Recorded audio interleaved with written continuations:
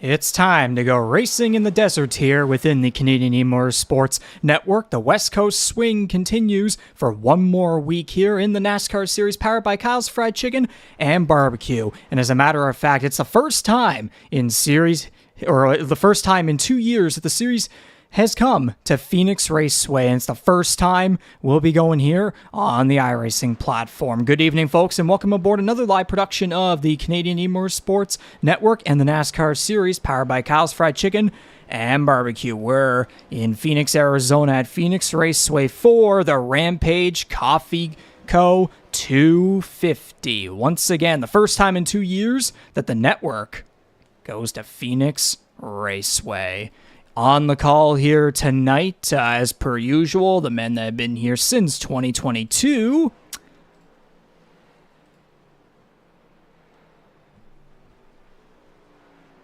That's new. I guess we could call it a late April Fool's joke. Yeah, no kidding, especially given, my appearance there. Wow. Yeah, I think the fans that are fans back from season 4 from one particular race, I think will be familiar with that face. Oh, okay, so it's from there. Okay, got it. Or actually, no, that'd be people around within the network, because that one actually never went public. But anyways, okay. We'll start to get professional here in the broadcast booth. But here are the actual faces. Regan MacAulay here, the play-by-play guy from Charlottetown, Prince Edward Island. On the other side, he's been here. Yes, it's this way. I went that way last time. He's been here since the very beginning. It's Jordy Carraher, all the way on the other side of Canada over in Alberta. Jordy, the series finally returning back to Phoenix Raceway for the first time in 2 years. First time coming here on the iRacing platform, as Phoenix was left off the schedule last year, as again, we had that goal of kind of sticking to more of the bigger tracks. We did obviously have North Wilkesboro last year as an exception, but this time around, obviously, as we all know, for season 5, a bunch of short tracks and road courses being added on, and of course, Phoenix Raceway being added in for the first time since 2022. So, how excited are you about that? I was going to say, Phoenix has had a pretty interesting place in our history of the series. Here it was our season 1 championship race won by Ryan Gibson way back in the day. Then it was kind of positioned similarly to this season, about race 3 or 4 on the calendar in season 2 back in 2021. And then 2022, it was our final round of 8 playoff race. So it's kind of bounced back and forth a little bit. It's always, presented its fair share of drama and challenges, and I expect tonight to be no different, especially, obviously, the first time that we've had it on the iRacing side of things. Absolutely, but before we get to the action here tonight, we must go back to the results of last week's race back at Las Vegas Motor Speedway, where we began this 2-week West Coast swing. We started off in the Sin City for round 2 of 22. Tonight being round 3 of 22. I should have mentioned that earlier. But anyways, Corbin MacAulay getting his 16th career NASCAR Series, powered by Kyle's Fried Chicken and Barbecue victory. His first win of the 2024 season, leading 78 of 134 laps en route to the win, after also winning the pole as well. He didn't win either of the first 2 stages, but he came around late in the race to get the job done. Ty Higginbotham finishing in second, 2 weeks in a row where he finishes inside the top 2, and he maintains his points lead in the overall driver standings. Justin Belmonte also finishing on the race end podium for the second week in a row after qualifying only in the 15th position. C.D. Magram and Handy Hurdle round out the top 5 with solid and consistent performances. Hunter Young also impressing there with a quiet run there in 6th. Jose Mercado 7th. Adam Wilson, the rookie, once again the top finishing rookie through 2 races thus far, in 8th. Darcy Ford and Trevor Binns, a veteran and a rookie there, rounding out the top 10. And then down the board, you got Mike Marini, Ryan O'Toole, Mark Urlaub. There's a bunch of other rookies down there, and notably, you see those 2 green white checkered flags down there with Jared Ireland and Jordan Kalinian. Those two won stages 1 and 2 after qualifying. Ireland qualified 6th, Kalinian qualified 2nd, but both of them caught up in a big crash in the 3rd and final stage. Both of them were right there, ready to pounce for the win, but then just a bunch of shenanigans going on with the late green flag pit window took them out of contention. So it's been very unfortunate starts for those two. But again, though, a race like tonight here at Phoenix Raceway, there's a big opportunity for them to rebound. They've shown that speed, just got to bring the car home in a clean piece. Yeah, I mean, that pretty much sums it up better than I could. Like, again, we're accustomed to what Jared Ireland's capable of, and Jordan Kalanian's shown a ton of promise so far. Remember, again, this is only race 315 in the regular season, so still lots of time to, get the ship righted here, so to speak. But yeah, they're looking to turn their way up the board here this particular week. Indeed so, and now we take a look at the overall driver standings after 2 rounds of 22 so far. After the Piping Kettle 200 at Las Vegas Motor Speedway, Corbin MacAulay, of course, joining Ty Higginbotham as the second driver to clinch a spot in the 5th annual Earl Ross Cup Playoffs, both with 1 win apiece. Seeding Magrum, Justin Belmonte, and Adam Wilson in the top 5. Magrum maintained his 3rd place position. Belmonte and Wilson falling down the board. Jose Mercado up to 6th. And then there's a 3-way tie for 7th between all veterans that have been here for quite some time. Darcy Ford, Andy Hurdle, and Mike Marini are all there. Marini fell down a little bit. Hunter Young did as well. Jordan Kalinian made his way all the way up, despite, of course, he has crashed 2 races in a row. But the number of stage points that he has collected through the first 2 races, plus, again, he won a stage last week at Las Vegas, that certainly helped him, despite the late race-ending incident for him. Trevor Binns currently holds the final playoff spot, and then behind him is just a whole wicked battle with Kyle Knoll, Mason Tomlinson, Jason Butler, Tom Janikowski still right in there, right on the cusp, just trying to fight for that final spot. And again, only 2 races in, it's not even close to over just yet. Yeah, entirely too early to be writing anybody off. And again, we've talked about some of the slow starts in the field already. Again, you point to Jared Ireland, you point to Charlie Sears still getting acclimated on the NASCAR side of things as well. I think you'll see a little bit of movement, well, plenty of movement, I would say, over the next 3+ months as we lock in our top 12. Indeed so, and now moving over to the rookie side of things, where Adam Wilson continues to dominate at the top of the standings after 2 rounds, being the points leader, rookie-wise, and also claiming the best finish. Trevor Binns, for the 2nd week in a row, claims the 2nd best finish out of the rookies. However, in the standings, Binns is 3rd. He maintains that spot still, while Jordan Kalinian moves up to 2nd place, just 2 points above him. It's a 24-point difference between Wilson and Kalinian, and then Tomlinson, Ouellette, kind of the rest of the way. Tomlinson falling down, Ouellette goes up, Sears and Heaney both going down. Steve Escoffier and Ryan O'Toole still have a lot of ground to gain. But again, as you said with the driver standings, the overall driver standings and the playoff grid with only 2 drivers claiming the 12 spots so far, still way too early to tell things right now. But again, Adam Wilson has been very consistent to start the season off. And then there's a guy, again, like Jordan Kalinian, has that speed, just needs to come home with a clean race car. And how about Trevor Binns in there too? Has been quite the surprise so far, showing plenty of speed through 2 weeks so far. Yeah, he's been hanging in there. And the key for Binns, no stage points yet over the first 2 weeks. Nothing from the duels either.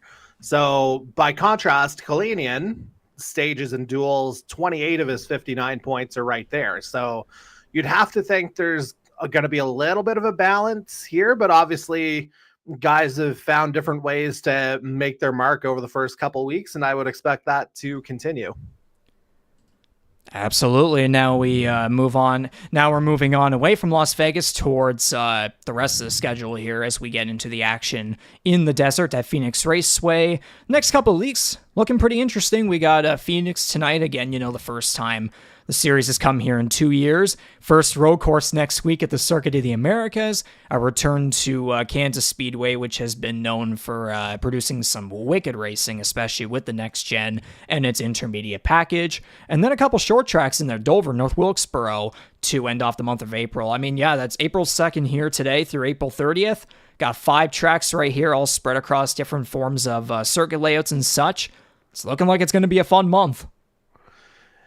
Yeah, and I think you'll start to see a little bit more of an establishment of, I don't want to say contenders and pretenders because, 7 races into the season as of North Wilkesboro. Still lots to go after that, but you'll get a better baseline because, again, it's a more kind of overall complete package here in terms of the track offerings over the course of this month. And, yeah, whoever emerges from this crazy month, ahead, there's certainly no April Fool.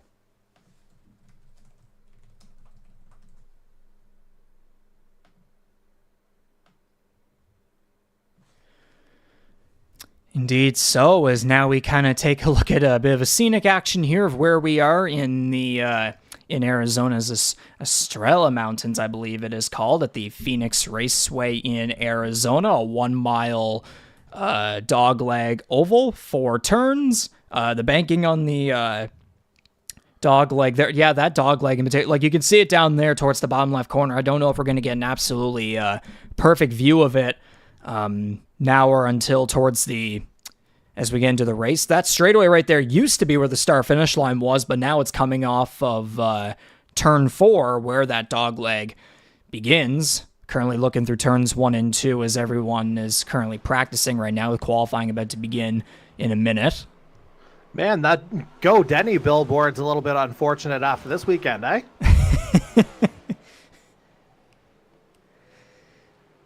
Unfortunately. Love that it's just right there. And yeah, then all the other turns and such kind of in between about 8 and 10 degrees or so, backstretch at 3 degrees. Yeah, there's the dog leg right there if you look very closely. You're not allowed to cut that dog leg before the start finish line on restarts, but right after that line, it's every man for himself. That kind of racing, those restarts can produce up to maybe 5-6 wide racing, which could certainly be some stuff that we win. There it is right there again. That's certainly some stuff we could witness tonight. And Jordy, can you maybe perhaps provide a bit of an insight on the history at this track, particularly back in the console era? Because obviously you're more familiar with that. Although the unfortunate thing is you're more familiar with that on the console side, whereas we're now on the iRacing side. So obviously there's going to be a lot of different things. The racing product is going to be far different. But just from back then, what could you say that could help, I guess? So, yeah, as I mentioned off the top, it's been like the 2 of the 3 seasons we ran it on the console. It was a playoff race and, in fact, the championship decider back in season 1. So it's a place that, we've always known high stakes are going to be a thing. And, no surprise in the level of competition within the racing. I do remember one particular thing from the Heat 5 era. Yeah, we ran them all on Heat 5 because for those who don't know, we started on Heat 4 back in season 1 and made the transition, but Phoenix was after that transition. Yeah, but one thing I do remember from the console days, hopefully it's not a thing in iRacing, there was, I believe if you took the turn 2 a little bit too tight to get into the back straight and you wound up crossing a pit line, there was a bit of a glitch that would black flag you. Hopefully that's not a thing in iRacing. One Jose Mercado, who, matter of fact, won the season 3 race here at Phoenix. He can tell you all about that because I believe it was him that got afflicted by that on a couple of different occasions. But I say he was able to right the ship back in season 3. Obviously didn't run it last year, so quote unquote defending champion, you could say. But yeah, I think this is a whole new ball game here. Obviously, different platform, different technology, different build overall. Still think we're going to get the same level of competition, though. Absolutely, especially with how competitive this roster that we have here within the NASCAR Series has been through 2 rounds so far. I mean, just at the 3rd round here at Phoenix Raceway, it's only going to get better and more competitive from here. And looking at the qualifying order so far, no surprise to see who's up towards the top. We'll get into that with the starting grid very soon, obviously. No spoilers. That's why I said no names. Good. But yeah, 1 mile low bank tri-oval oval opened in 1964. Currently hosts 2 NASCAR race weekends annually. It's hosted the Cup. It's hosted the championship finale for all 3 of the top national series for the past couple of years since 2020. And yeah. And obviously it's gone through a bunch of different, layouts and styles and such over the years. Back in the day, there where that dog leg is, it used to be all grass. Start finish line was over on that back straightaway. Then the grass was taken out. Start finish line stayed where it was, and now it's at where it is today, where the start finish line is coming off of turn 4, where that dog leg pretty much begins, which. That only adds to the chaos that Phoenix Raceway has to offer here within the deserts of the Arizona state. Yeah, it's not hard to feel like you've got a ton of room in that dog leg, but it is going to close up fast. It'll disappear faster than a drink of water in the middle of that. Well, I can't even call it a desert. There actually looks like some decent vegetation out there. But if we were in the desert, faster than a drink of water would disappear out there. Looking like 19 drivers will show up and participate here in tonight's Rampage Coffee 250. I will have absolutely no time to figure out who the heck is not here at the moment, but we'll eventually be able to figure that out. So the only real other spoiler that I'll give is that the difference between first and second place, 1500ths. Okay. Yep. Fairly tight, as expected to this point. And then after that, it's a whole 10th. Okay, yeah, that adds up. But again, different type track. So we'll see if maybe there's an unfamiliar name in that second spot, or one that's, maybe we haven't gotten accustomed to as of yet. But yeah, we'll find out soon enough, I suppose. Indeed so. And with all that being said, we'll let the drivers line up here on the grid. I will go into race control and give these guys a quick message and get the engines fired up for round 3 of 22 for the 2024 Canadian E-Motorsports Network NASCAR Series powered by Kyle's Fried Chicken and Barbecue season on iRacing. The Rampage Coffee 250 at Phoenix Raceway is coming up next. Stay tuned.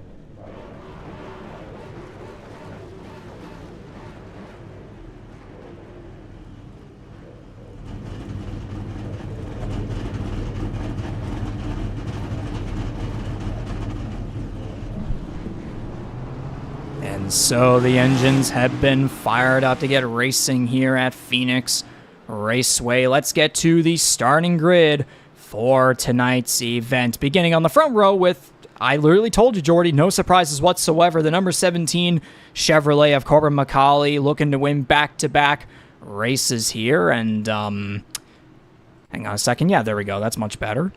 With a 27.085 right there. Again, the 1500ths difference there to the rookie, number 0 Toyota of Jordan Kalinian. Again, he's been consistent showing that speed through 2 rounds so far, but he's looking to come home with a clean race car after incidents both of the past 2 weeks. And now moving on to row 2 here, where we have veteran Darcy Ford, the number 64 Chevrolet. Alongside him, the rookie, the top rookie in the series so far, the number 21 Toyota of Adam Wilson for Tornado Alley eRacing. Ford is from 519 eRacing. And rounding out top 5, a guy that we've been talking about, expecting maybe to be a little bit higher up the standings, but has been caught up in a couple of things. The number 13 Chevy of Jared Ireland out of Eudora, Kansas, and he's joined by another Chevy, the number 7 519 eRacing of Andy Hurdle from Dayton, Ohio, and apparently out of harm's way so far. We should note that for a couple of drivers tonight. On row 4, we have the number 12 Toyota of Mike Marini out of Thunder Bay, Ontario, starting in 7th place. And then he's got another Toyota company in the form of Kyle Knoll, the number 15, starts in 8th, and he's from North Carolina. The hometown escapes me. Moving on now to the bottom of the top 10, where we have the 2022 Series champion, the number 97 Toyota of Ty Higginbotham. Again, the winner back at the GTR 250 2 weeks ago. Tornado Alley Racing from Asheville, North Carolina. And alongside him, the number 9 Toyota of rookie Jason Heaney for Koopa's Racing from Altoona, Wisconsin. And just outside the top 10, we have the number 1 Toyota of C.D. Mangrum for Tornado Alley eRacing, Atlanta, Georgia. He's been consistent so far this season, looking like a prime contender for the 5th annual Earl Ross Cup. Alongside him, the number 32 Chevrolet of Charlie Sears for 499 Racing from Charlottesville, Virginia. He's looking to have some better luck after some rough starts as a rookie on the stock car racing side, but he's shown a lot of patience and a lot of perseverance so far, and he looks to take advantage here tonight at Phoenix. Row 7 sees the number 10 Chevy 519 eRacing outfit of Jason Butler out of London, Ontario, starting in 13th. He's accompanied by the number 33 Toyota of Trevor Binns from Winter Haven, Florida.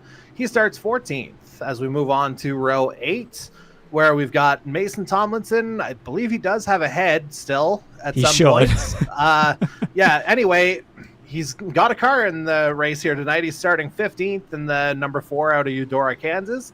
Then we move on to Appleton, Wisconsin, where we find the number 93 Chevy of Tom Janikowski. He will start 16th. And to round it all out, in row 9, we have the number 16 Chevrolet of rookie Ryan O'Toole looking to make his way up the rookie points standings. O'Toole from Portland, Oregon, and alongside him, the number 80 Toyota for Koopa's Racing from Georgina, Ontario, Mark Ouellette. And to round it all out, we have the, I guess, like you said earlier, Jordy, the defending champion of Phoenix Raceway so far, at least on the NASCAR E5 side. We'll see how he does on the iRacing side. It's the number 41 Ford from Team GTR, Kissimmee, or however you say it, Florida, Jose Mercado. All right, so notable, no, wait, you did say Belmonte somewhere in the grid, didn't you? Apparently he's one of them that is not here. Him, Escoffier, and I thought I saw Heaney practicing, but I could be wrong. But with all that being said, 19 cars are going to go out here tonight. Pace cars off. The Rampage Coffee 250 at Phoenix Raceway is underway. Boogity, boogity, boogity, or something.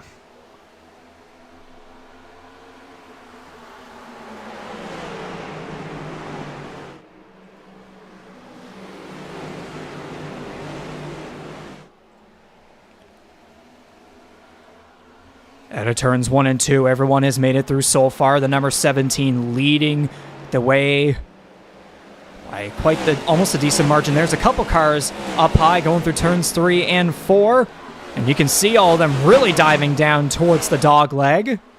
So far, so good. Well, so far really good if you're Jose Oh, Mercado. not for Ireland. Third time not the charm, apparently. It's still early. Yeah, well, I was going to say, really good start for Mercado, though. He's made up 4 places already.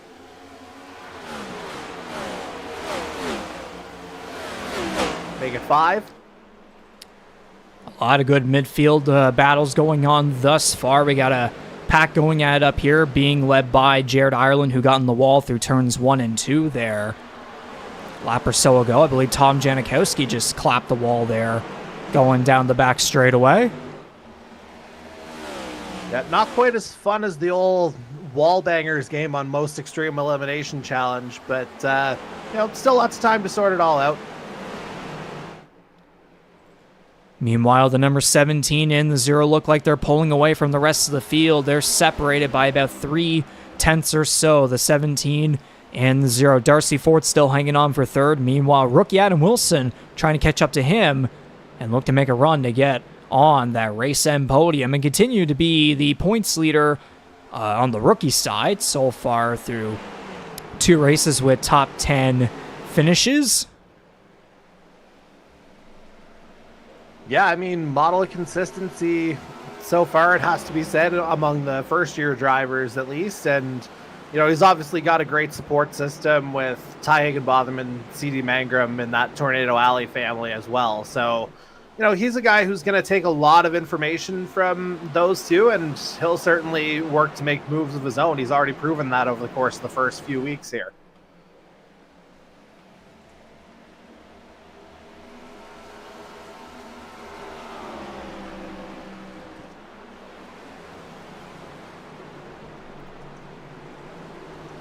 C.D. Mangrum looks like he just made the pass there over Mike Marini for the 6th position. He kind of slid up there along the start-finish line. Marini dives all the way down towards the dogleg, trying to still maintain to the inside of him.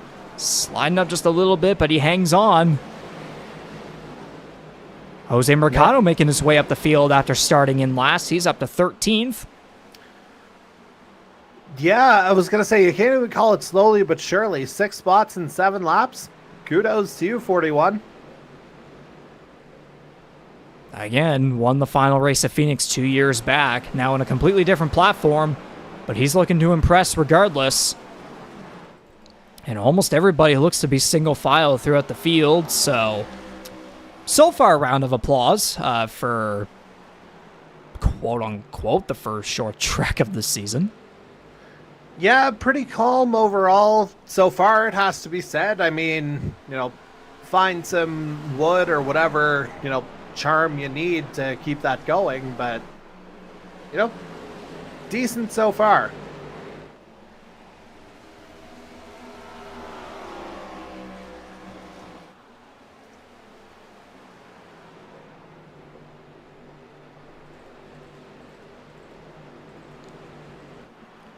Side by side for 14th between rookie Trevor Binns and journeyman Jason Butler. Again, as we mentioned earlier, Trevor Binns has surprised with some pretty solid consistency so far through 2 rounds as the second highest finishing rookie so far. Binns back at Daytona finishing in 7th, and then last week barely finishing inside the top 10 as Butler got loose there off of turn 2. That gives the advantage to Binns up on the high side, still side by side between the Forked River Chevrolet and the Mobile One Toyota. Here now in lap 11 of 156, which, yeah, I'm probably very late on this one, but 156 laps in length, stage lengths there. 30 laps for this one, 62 and 64 for the rest. Pit road speed at 45 miles per hour, and this stage is pretty much going to be all the way to the checker flag, all the way into the green checker flag unless we get a incident in between. So pretty much all the way from now until lap 30 is going to be managing the tires. We're not going to be getting any pitting until the end of the stage, likely under the stage caution, and then stages 2 and 3, it's going to be all out on the pit strategies. Yeah, just as you say, kind of nursing and managing through this opening stage. Obviously, it's half the length of both stages 2 and 3 as well. So not nearly as much to think about from a strategy standpoint, just pretty much keep it clean.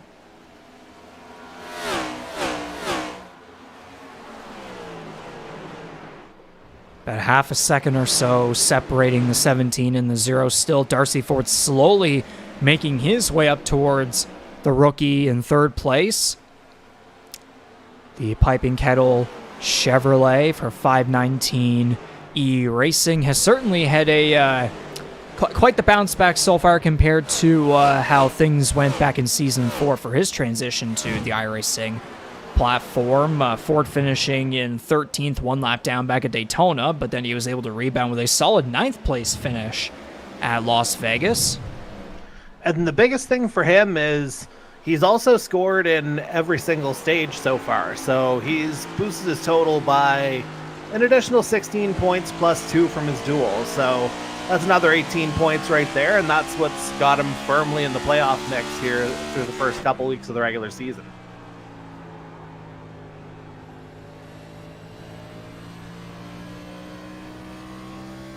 So it's looking like the top 3 or so have separated themselves from the rest.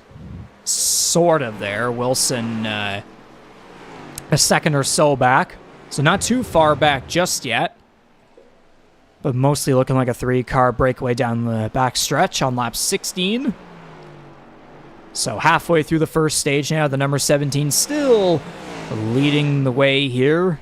15 laps led. It'll be 16 as it resets right there.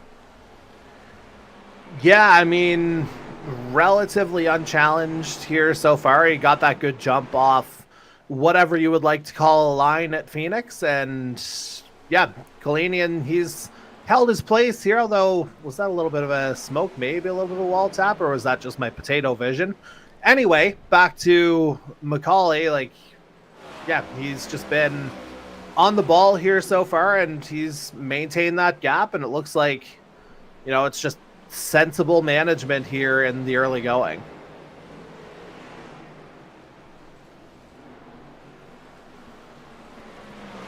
Jason Butler there had almost had a bit of a disappearing moment going down the front, I guess it's quote unquote front stretch. Needs a little bit more of his Rampage Coffee to keep himself engaged. Cheers, Rampage Coffee, for being the title sponsor of tonight's race. And if only I had our website up so I could check when the heck they sponsor us again. I mean, I've got it. I can back you up here. Nope, I got it right here. So Rampage Coffee will be back with us for 2 races in a row at Darlington and Watkins Glen in July, for the 250 on July 9th and the 110 on July 16th. So being the title sponsor for 3 races this season, Phoenix, Darlington, and Watkins Glen. So you'll be seeing them back for the beginning of the 5th annual Earl Ross Cup Playoffs. No better way than to come back with, yeah, you hear Darlington and Watkins Glen. Oh boy. Can we just call it the Rampage Round of 12? Yes, that is fair. Yeah, let's, Jason, afterwards, let's see if we can work on some branding on that, because it works. Could give me some content ideas for sure. Yep. Meanwhile, the 17 up front still, or now starting to slowly put a bigger gap in between him and Kalanian, about a second or so now in between them. Here's Andy Hurdle in 8th, and number 7 Doralton Ventures Chevrolet ahead of Mike Marini and Jason Heaney. Charlie Sears also trying to get in the battle right there to, again, if he makes up one more position, he'll be in line to get that one extra stage point. And so far, so good for, again, you know, a guy, won the IndyCar / Dart Series championship back last year in Season 2 here on iRacing. And, of course, his transition over to the stock cars has been a little bit of a struggle. Finished, 14th, not too shabby after getting involved in a couple incidents back at the GTR 250 at Daytona. And then in last week's Piping Kettle 200, finished 18th, 7 laps down. Trying to recall what exactly happened. It might have been something to do with pit road, maybe? I think it was a combination of things there, and something like that. You know, these are growing pains that a guy like Charlie Sears will go through, but he'll be able to navigate them, I would imagine, with little to no problem here. Oh, I nearly jinxed the hell out of him there. So, hey! Whoa, Mercado and him making contact into turns 1 and 2. So, not the first time those two have come together either. You said the 32 is trying to make himself comfortable, huh? Well, yeah, obviously, open mouth, insert foot, but, it's, still kind of getting acclimated to the car and the driving style as much as anything else. That's where I was going with that until, the little bit of a snap. And it looks like Ryan O'Toole and Mark Roulette have gone one lap down here back in the 18th and 19th positions. So 17 cars left on the lead lap. Janikowski and Trevor Binns are both more than likely a decent distance ahead to remain on the lead lap coming to the end of stage 1, which, Trevor Binns must have had some stuff happen to him while we were speaking there, because he was closer. I think he was closer up there to the top 10, but now he started to slowly fall back a little bit. Meanwhile, the 17 is just in no man's land in a good way. Now a second and a half ahead of the 0. Darcy 4.5 a second back behind Kalinian. And then a good distance behind them, Adam Wilson and Jared Ireland. Yeah, Ireland rebounding well after hitting the wall on like lap 2 or so there. Through turns 1 and 2 as he's getting past the lap car. The Lil Res Q Toyota of Mark Roulette. Mercado and Sears now side by side. Hopefully those two won't be making any more contact now.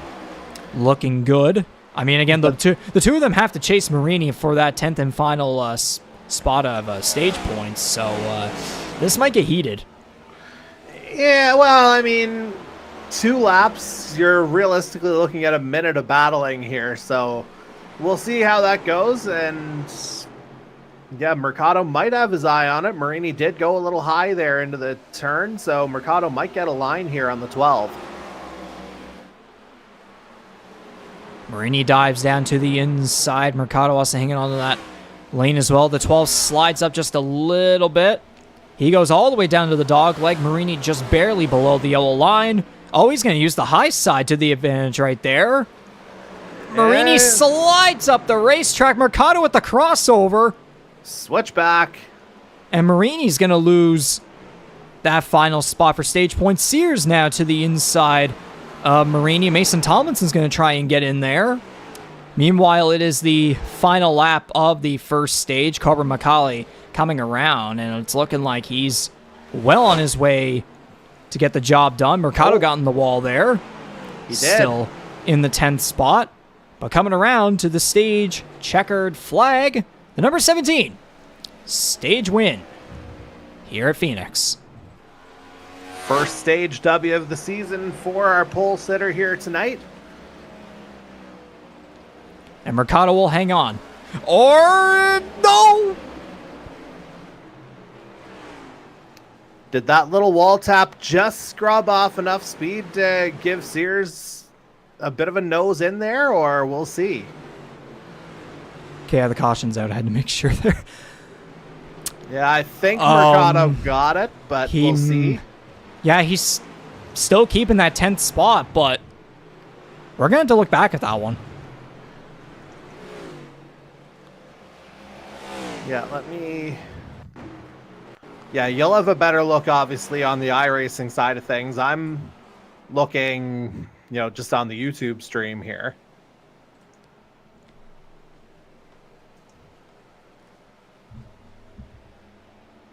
So going down the back stretch, Mercado with a decent distance ahead of Sears. It was perfectly looking like his, but Sears with a good dive. Behind him, Mercado gets loose, and then right to the line. Yeah, I think that lower line just gives the edge to the 41. But let's take a... not to steal a Seth Meyers trademark, but it's time for a closer look. Certainly slow coming out of that turn, though. Ooh, I don't know. I would love to get it right on the line. Oh, pfft. Do our friends at TrackCams 22 have that available? I'm trying to find a potential. I think Sears, maybe. I think Mercado did keep the position, though. Yeah, that's about as bang bang as it gets, and this isn't even a bangerang race. Well, yeah, Sears stayed behind him, so I think Mercado must have barely gotten that one. Oh. Wow.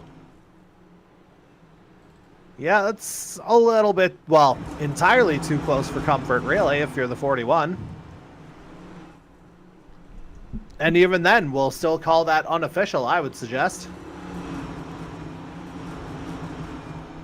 And so this is the replay of everyone coming down the pit lane. It's a very long one again, too. You have to enter coming off of turn 2, and then it wraps all the way around back to the start-finish line at the dog leg. So looks like most drivers went for tires and fuel. But as we come back live, the 17's back in 16th. Did he get hit with some pit woes? I mean, it's my instinct to laugh at that, but if he did, that sucks.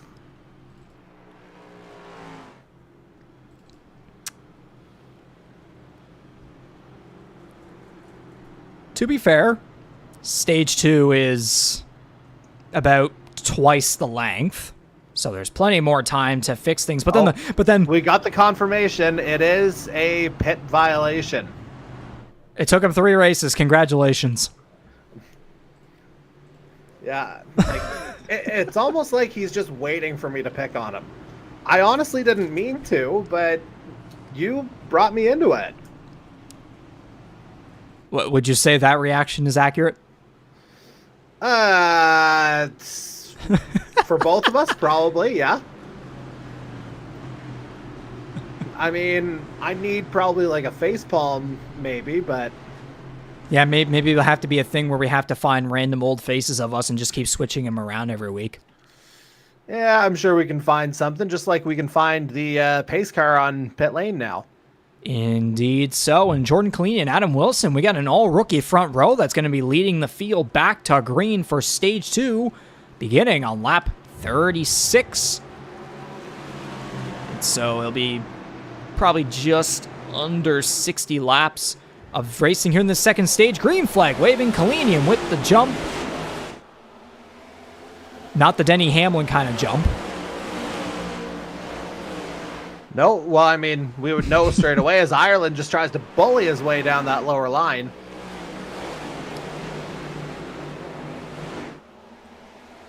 To the inside comes the 21 of Adam Wilson, looking to get that second position back on the inside. Darcy Ford in behind them. C.V. Mangrum, Ty Higginbotham, the GTR 250 winner, as well back there in 6th.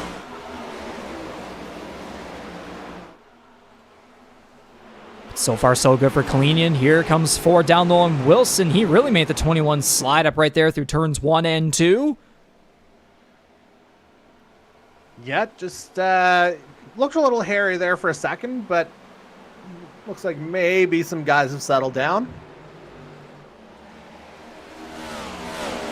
I bet single file or so for about 6 cars there. Meanwhile, the 17 of Corbin MacAulay diving all the way down towards the bottom of the dog leg. He's up to 13th, making his way around Sears, Tomlinson, but a 3-car battle there for the 9th position. That's Heaney, Marini, and Kyle Knoll. Knoll's going to almost, I thought he was going to make a 3 wide there. The 17 really getting in there. Yeah, just a little bit of a pack forming there. 17 follows the 15 all the way down to the bottom. Oh, contact! Whoa. Yeah, Jason Heaney gets turned. He's up the track. Heaney. What gets into it? Oh, and a big hit from behind from Ryan O'Toole as well. Man, oh man, that is... no Wait, caution. We're still green? No yellow. Okay. Sure, we'll go with that. That might not be a popular call. No, I would certainly imagine it not being that way. And so that's going to cause Jason Heaney and Ryan O'Toole to fall many laps down. Heaney with the front end completely gone. Yeah, that is, less than ideal would be putting it nicely. There's the replay. Yeah, like MacAulay was getting in. Like, I don't know that he got Noel loose necessarily, but the initial contact was between Noel and Heaney. And then, yeah, you see O'Toole coming in there. Basically, he was trying to ride the wall. Heaney comes up. Not really a whole lot of room for him to move.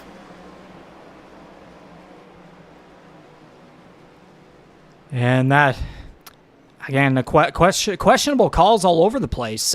Somehow the race is still green, and then Noel with a very, very questionable move up high there when Heaney had the lane.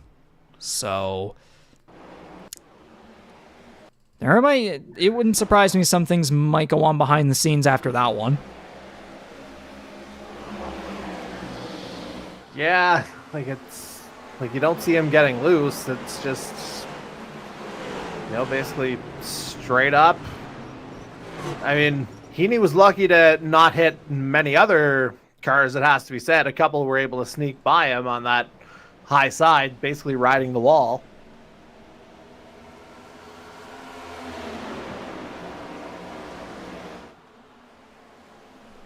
But after all that, we're still green, and now we have a battle for the lead between Jordan Kalinian and Jared Ireland. Adam Wilson closing in there as well on the high side. Kalinian with a really good run there. I believe the 13 may have gotten a little tight there off of turn 2. 21 to the high side. Ireland almost squeezing him up all the way. Wilson did tap the wall. That's going to give the opportunity for Darcy Ford to dive down the wall. Whoa, Ireland! He gets into the inside wall. Yes, I don't think the front somehow is supposed to look like that. And so Jason Heaney, debris all the way up on the track. Whoa, Ireland to the wall again. Contact from behind from Kyle Noel. Everything is happening here except a yellow flag. What gives?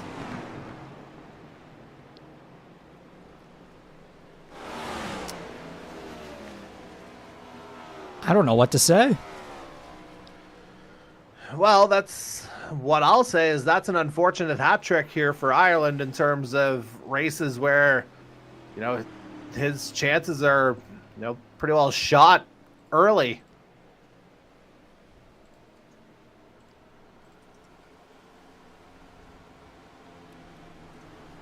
So that's going to be yet again another replay we're going to have to take a look at.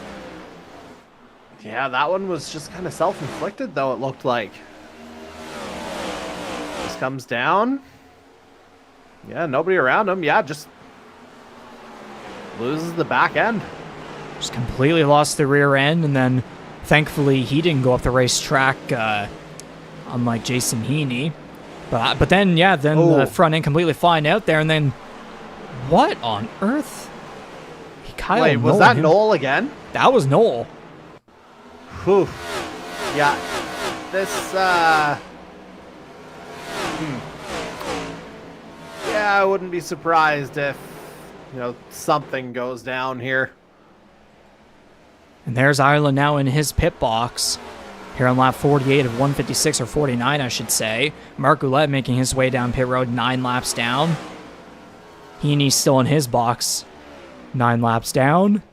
Meanwhile, Jordan Kalinian still leading the way with Adam Wilson, Darcy Ford in second and third, but that's going to be 3 weeks in a row where Jared Ireland gets collected in an incident. Unfortunately, that one was self-inflicted, as you said. Well, initially self-inflicted, obviously compounded by the second incident that followed, but yeah, just he was kind of on that knife edge the entire way. If you recall that wall contact back in stage 1 as well, very early on.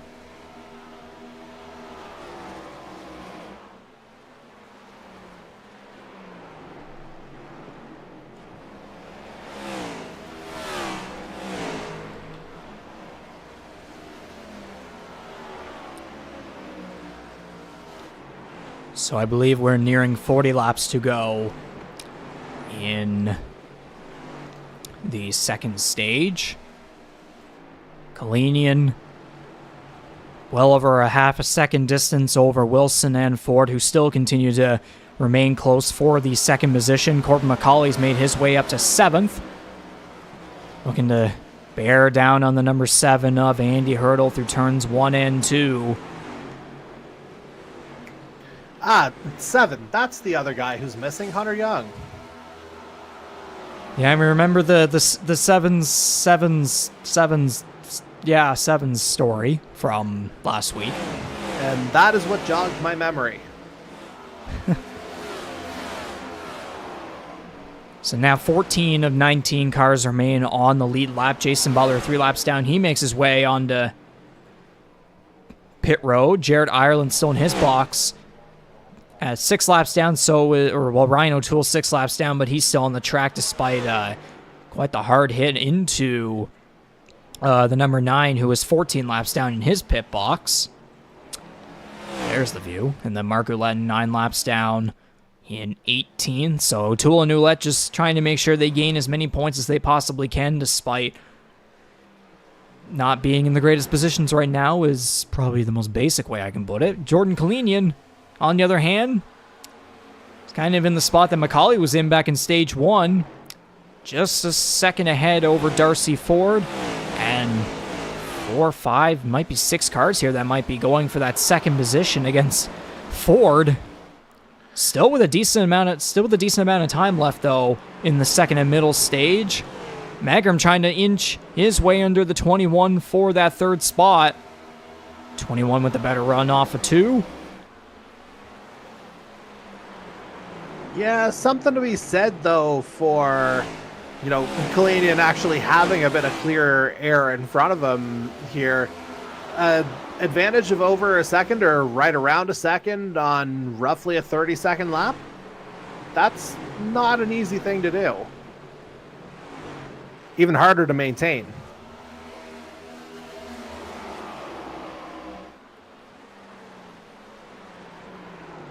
So after 56 of 156 laps, I guess it's...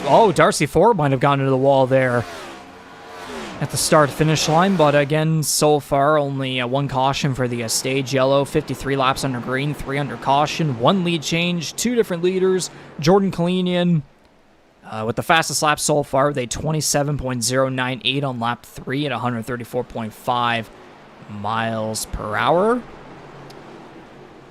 28 degrees Celsius track temperature, the air at 25 degrees Celsius, humidity only at just above 20%. Not a whole lot of wind.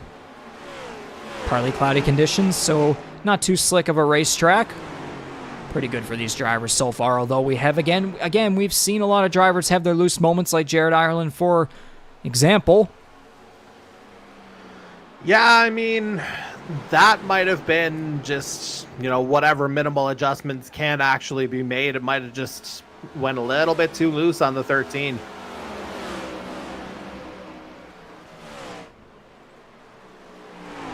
So now 26 laps left for the Salisbury, North Carolina native. And it looks like Mark Ouellette is about soon going to be put 10 laps down, getting to the double digits. Jason Butler still in his pit box, 9 laps down, or now 10 laps down. Again, remember the 10 did get into the outside wall, trying to avoid that incident involving Jason Heaney and Ryan O'Toole. Yeah, some unfortunate circumstances there, to say the very least. But again, in the case of O'Toole and Ouellette, staying out on track, as it looks like Butler's coming back. Staying out on track, couple extra points. You never know where those are going to come in handy. Sears around! Contact with Tomlinson, but Sears does a full 360. And he trying to get back going, but he's loose. Yeah, just not up to speed.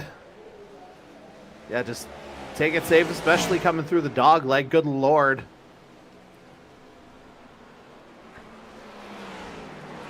Jeez, we've really been hit by surprises here within the second stage so far. Yeah, there's been certainly a couple things that have gone down. I'm particularly curious about this most recent one.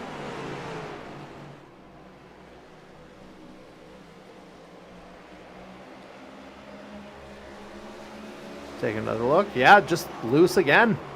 Oh, man. Great avoiding action by Tomlinson, though, to get away from that.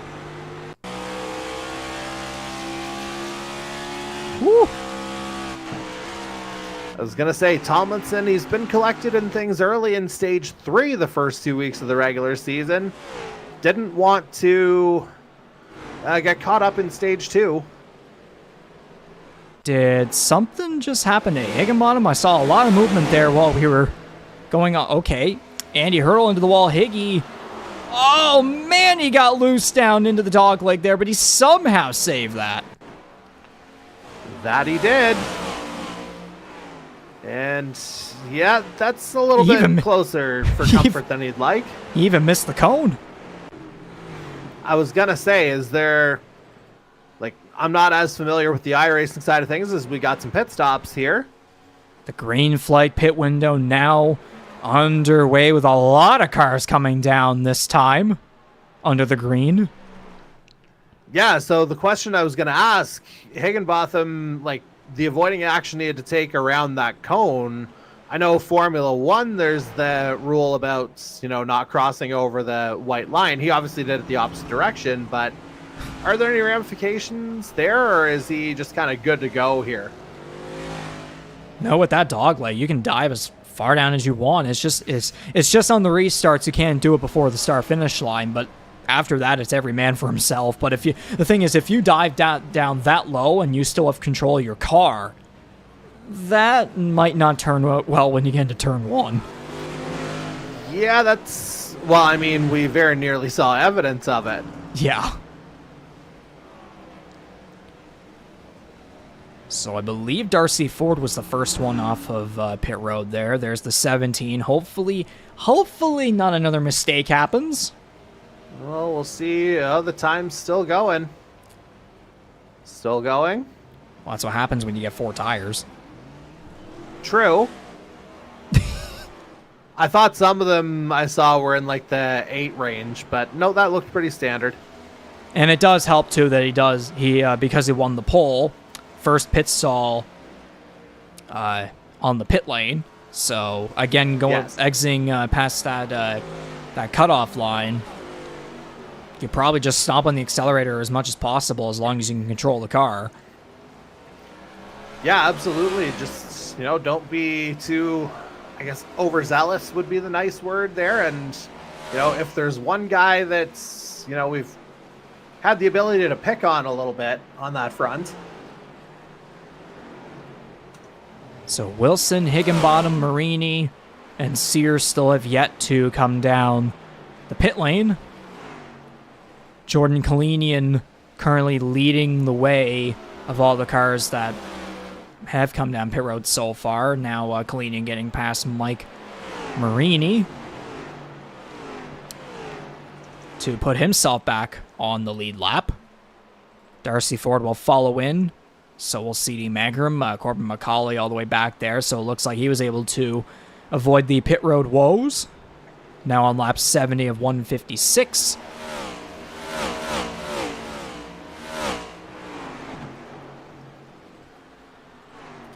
Charlie Sears now makes his way down pit road. Yeah, and you have to wonder, you were talking earlier about track conditions. You were thinking... it's not overly hot, so you'd think, grip should still be decent, but maybe tires were starting to go on the old 32 to cause that initial spin, but, that's pure speculation on my end.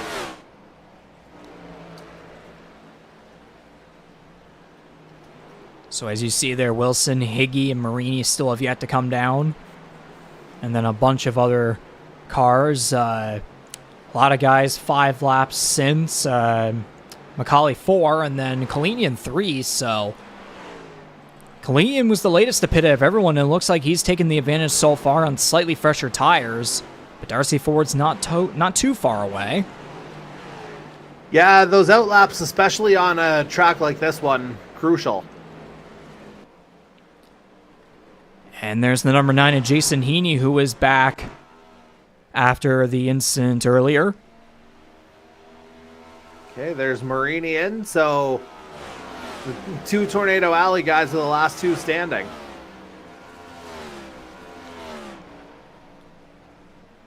So Marini going for 4 tires and fuel. And yes, Wilson Higgy still remaining out on track, but here comes Jordan Kalinian to get himself back on the lead lap. A lot of packed action going on here. Higgy in front of him, who led up the track. Janikowski in behind there in 13th.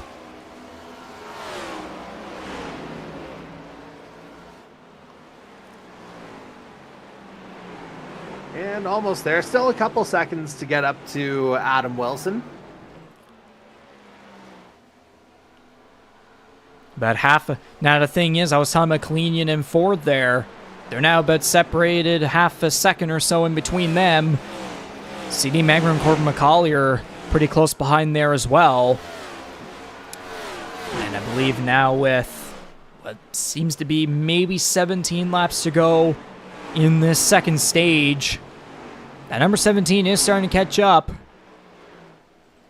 But Kalinian so far, here's on his Wilson way. in. Yep, Adam Wilson's going to make his way down. Ty Higginbottom still is yet to, as a bunch of guys got back on the lead lap since he's still out. Yeah, I wonder if it's a case of kind of paying his penance now in terms of those lap cars getting by him to have the advantage at the end of the stage, or, you know, maybe a little bit later on in the evening.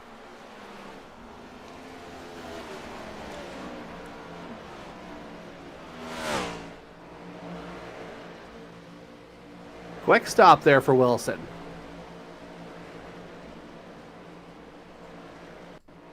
I have to go back on that one. Yeah, clocked in at 9:46, so... Did he only take right sides? That appears to be the case. Interesting call. Well, I mean, he's worked it out far enough in the stage that he might be able to get away with it, but it probably won't take long to have an answer.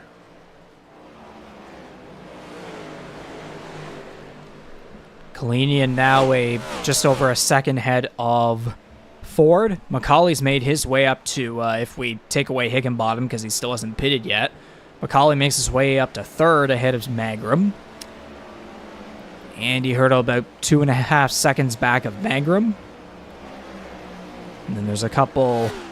never mind, these guys wouldn't be going out. Then there's Higginbottom finally making his way down to pit road as he dives down to the apron in turns 3 and 4. Yep, last man standing.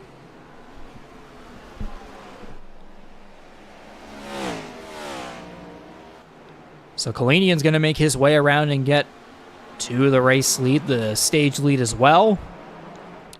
As we are winding down, Charlie Sears squeezing his way in front of Trevor Benz for the 11th spot. And once again, Sears is trying to charge his way towards Marini to get that 10th and final spot. Which is impressive when you consider the spin earlier, too. He did a full 360, and now he's still going back into the same situation he was in the last stage, which obviously there was that photo finish with Mercado, who looks like he's going to get maybe 6th this time around, although Adam Wilson is very well starting to catch up to him. So is Kyle Knowles further back.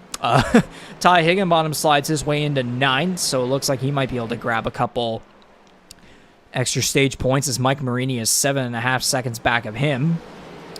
Tomlinson's 1 lap down, so can't ignore him in that situation. Although, remember, these two almost got together there in Sears' incident on the backstretch. Indeed so. And the other thing about those later pit stops, don't underestimate the potential of, that tire life coming back into the favor of your Wilsons and your Higginbotham in the final 10 laps of this particular stage. Don't be surprised if they maybe sneak out a couple more positions here.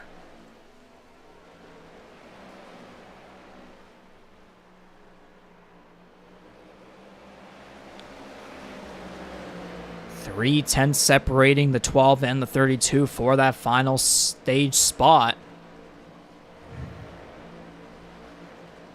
Meanwhile, Kalinian about damn close to potentially putting them a lap down, as he's 2 seconds ahead now of Ford. There's the 17 looking to make hopefully a spirited veteran battle here for that second spot. Again, MacAulay looking for that one extra stage point. He's right there on the rear bumper of the 64 Piping Kettle Chevrolet.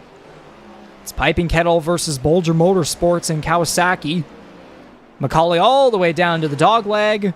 He's going to clear the 64 with ease. MacAulay to second. But is there enough time for him to catch up to the 0, though? I mean, that's almost 2.5 seconds separating them, but you see the 0? Then there's a 17 coming off a 2, so there still is time, but it's getting close. There is, and now I made the point about tire life a little bit earlier in relation to Wilson and Higginbotham kind of neglecting the time factor here, because I was about to make the point that MacAulay came in a couple laps ahead of Kalinian, I do believe. So there might have been a slight advantage there to the 00, but pure pace, that might tell a whole different story.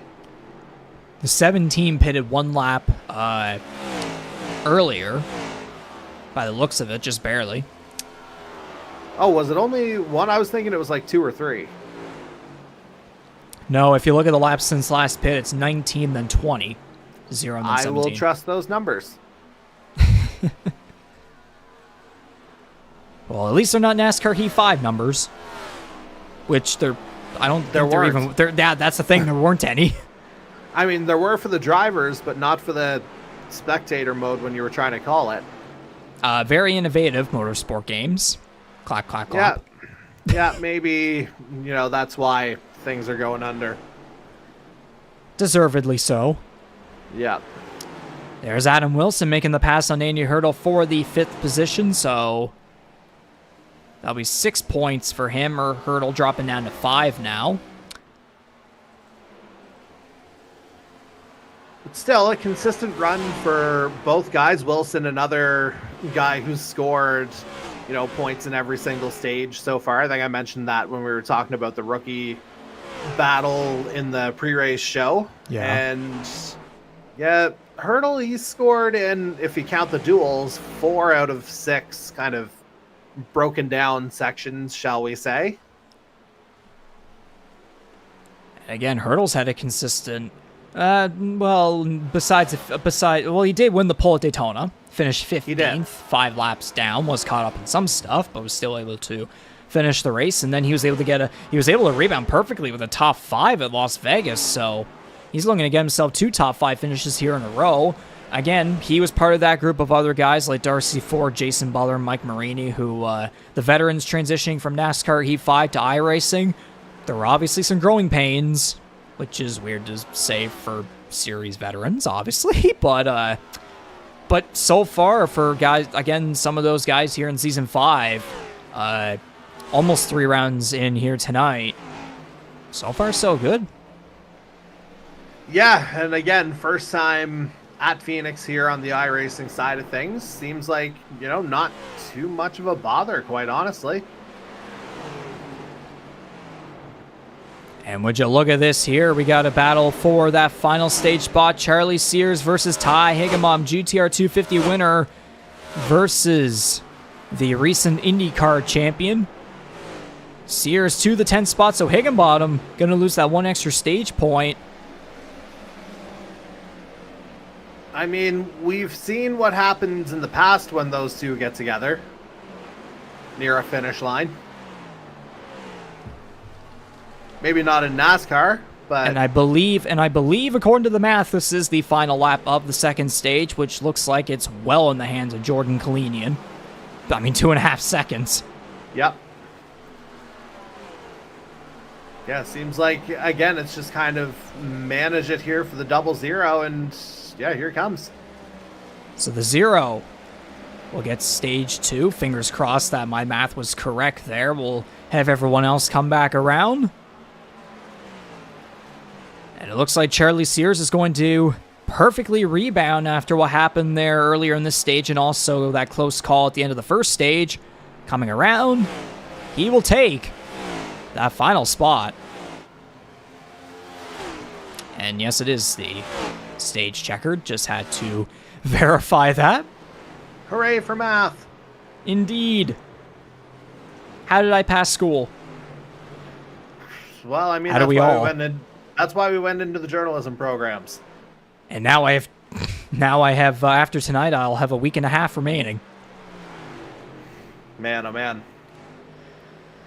Oh, it flew by too quick. Anyways, Jordan Kalinian, Corbin MacAulay, Darcy Fort, C.D. Magrum, Adam Wilson, Andy Hurdle, Jose Mercado, Kyle A. Knoll, Mike Marini, and Charlie Sears. Your top 10 for Stage 2.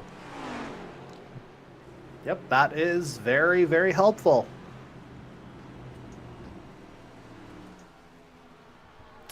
Good on Sears again after falling short in that photo finish at the end of the first stage to Jose Mercado for that final spot.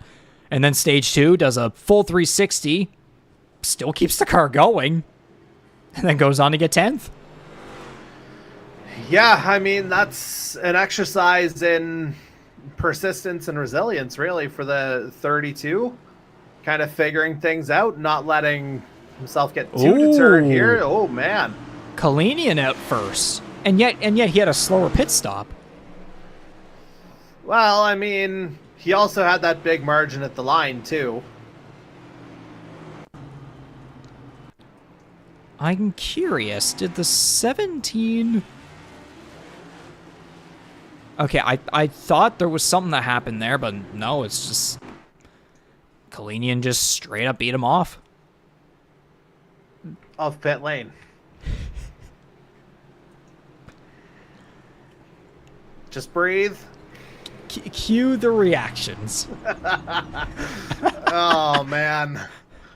Yeah, no, there's important words here. Aspiring broadcasters, there's a very important context. We like to have fun here at the Canadian eMotorsports Network. It was April Fool's Day yesterday. Yes, true, true.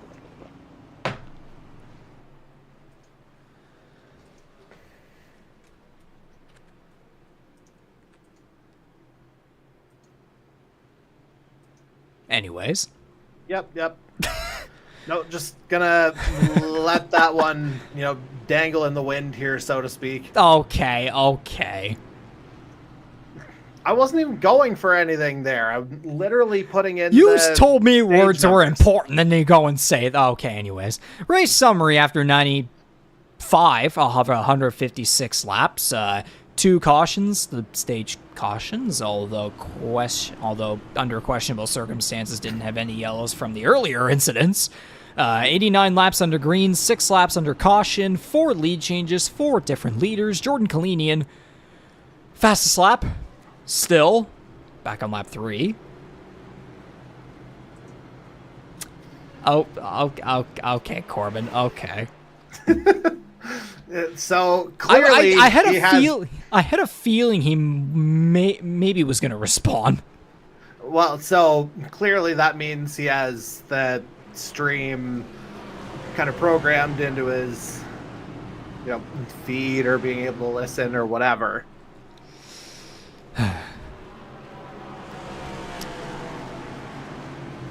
Now, the big question I have here now is, would a good old crank it up be too early, or would this be the perfect time? I mean, well, I could say something to that, but I think this is sort of our standard time to do it. Standard, yes, but the third stage is commonly known to be the chaotic one here within the network, but fingers crossed that we'll be able to get through this. We'll just let them restart. Green flag, third and final stage. Yeah, again, 2 stages in a row. A good jump by the 0. Everybody scrambles through the dog leg. There was about contact there with Mason Tomlinson. Might have had something happen. Somebody riding the wall. Mark Ouellette. Mike's the evil twin. Yes. Smooth sailing for the most part. Still a lot of divers down to the dog leg. Oh, no, Andy Hurdle. Oh, is yeah, around. there's a couple who got, I think a couple might have got. Oh, Kyle Knoll as well. That's 3 for him, isn't it? I was going to say, I thought Tomlinson might have gotten turned there as well, but he may have escaped it. He's still just the 1 lap down. I said, first 2 weeks, he's been caught up in something early in stage 3. So we'll get a better idea of this here, as I probably just gave the audience a stroke. Well, all right, what happened? Oh, Okay, Darcy Ford and Andy Hurdle had a loose moment. And then Hurdle woke up. Oh, Tomlinson did have a moment. Well, I think that was probably caused by the guys ahead of him. The little bump from behind there certainly doesn't help. Oh, up into Ouellette. And then up the track. So a lot of stuff happened there. Let's see what happened with Kyle Knoll, though. Oh, yeah. Man. Trying to avoid Andy Hurdle and nowhere to go. Just could not control the car one bit. Yeah. Yeah, unfortunate circumstances there for the 15, it would appear. So we'll get the view of Darcy Ford now. Oh, yeah, the Jared Ireland thing. Yeah, just loose, able to hold it like Higgy, though. There, yeah, you see the avoiding action taken by both Knoll and Tomlinson in the background of that last shot. Oh, man, and after all that, Charlie Sears is up to 6th. Hey, to finish first you got to finish. That's the great Murray Walkerism. I mean, that's the best you can do as somebody, you know, trying to grow into an unfamiliar territory again, from the open wheels to the stock cars. I know one guy that has gone a little bit under the radar in that category is the 93 of Tom Janikowski, who has really taken advantage of a lot of other drivers, like good drivers getting involved in incidents. Janikowski finishing 11th at Daytona and then 14th at Las Vegas, and both times he finished on the lead lap. So this guy's been pretty committed, pretty dedicated, quite resilient so far through 2 rounds. He's currently in the 12th position, the first car a lap down. But you see how passionate this guy is, especially too outside, like off the track. I mean, the guy literally ordered a sweatshirt with his car and our logo on it. That I actually did not know, so that's actually amazing to hear. So yes, that's a great demonstration of the commitment that he's had in, yeah, this is season 2. He joined us when we went to iRacing. This would be his 3rd year. Was he part of season 3? Let me look. Yeah, I recall that. He's in my little spreadsheet. He's year 3. Okay, that's a lot's happened in that time, ladies and gentlemen. Yeah, exactly. So memories can be foggy from both sides. Yes, that's about right. More on my end, though. You're kind of the you're the emperor when it comes to history, so I have to mostly shut my mouth in this case. Everybody wants to take down the emperor, though. Wrong term, anyways. Moving on. Yeah. Oh, yeah. There he is. Season 3. Yep. And so, I'll just be over here. So Kyle Knoll, after all that happened there, 7 laps down in his pit box with the front end gone. There's a lot of drivers that have completely lost their front end with issues. Meanwhile, in the background, Jordan Collini and Corbin MacAulay, rookie versus veteran, going at it up front, still with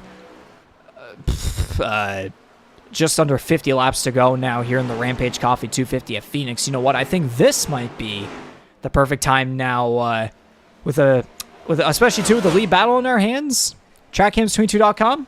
Thank you for providing us with these professional-looking cameras here on the iRacing service. It's time for a good old TrackCams22.com. Crank it up.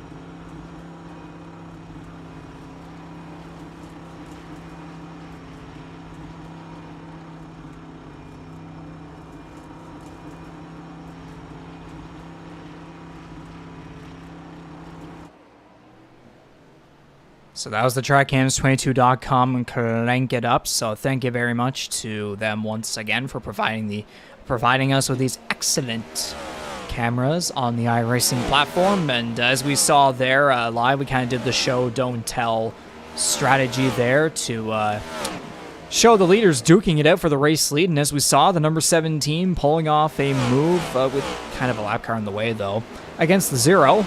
And Ty Higginbotham just made a pit stop right there. I'm going to go back just very quickly and see what he was going for. So yeah, I went for all 4 tires and fuel most likely.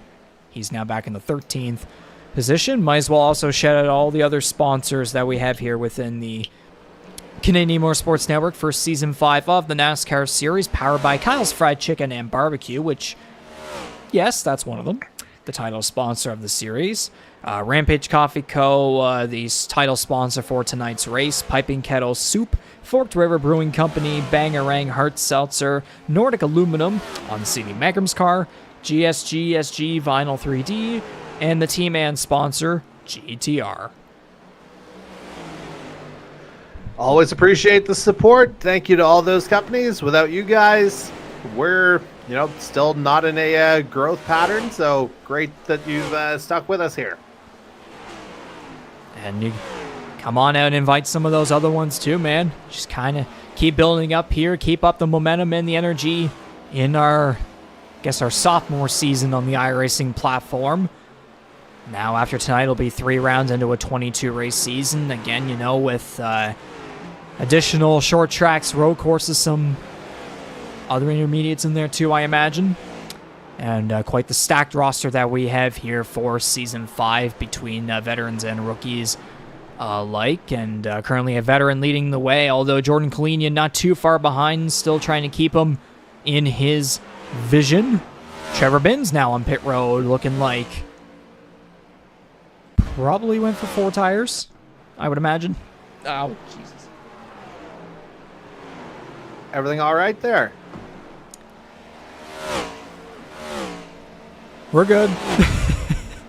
I mean, we are just coming off Easter weekend, so, whatever happened to prompt yourself to speak in that way, I'm sure is totally fine with the man upstairs.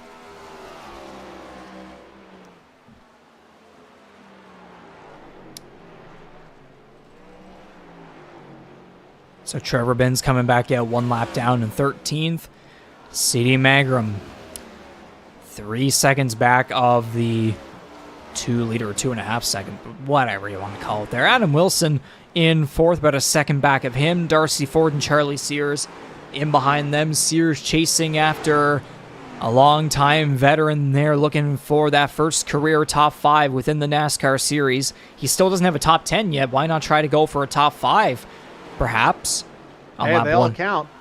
Indeed, lap 124 of 156. So math says, go figure, 32 laps to go. There you go. Oh, the irony. I didn't even catch that at first, so perfect. Life accomplished. Yeah, I kind of missed what you were going for, but, that worked very well.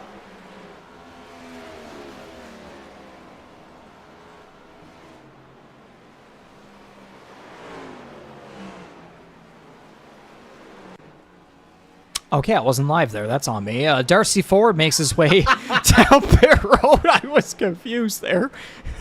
Oh, man. Yeah, maybe the Easter chocolate is getting to me. Or, still off of the feasting from the weekend, presumably. A little bit of tryptophan present, perhaps.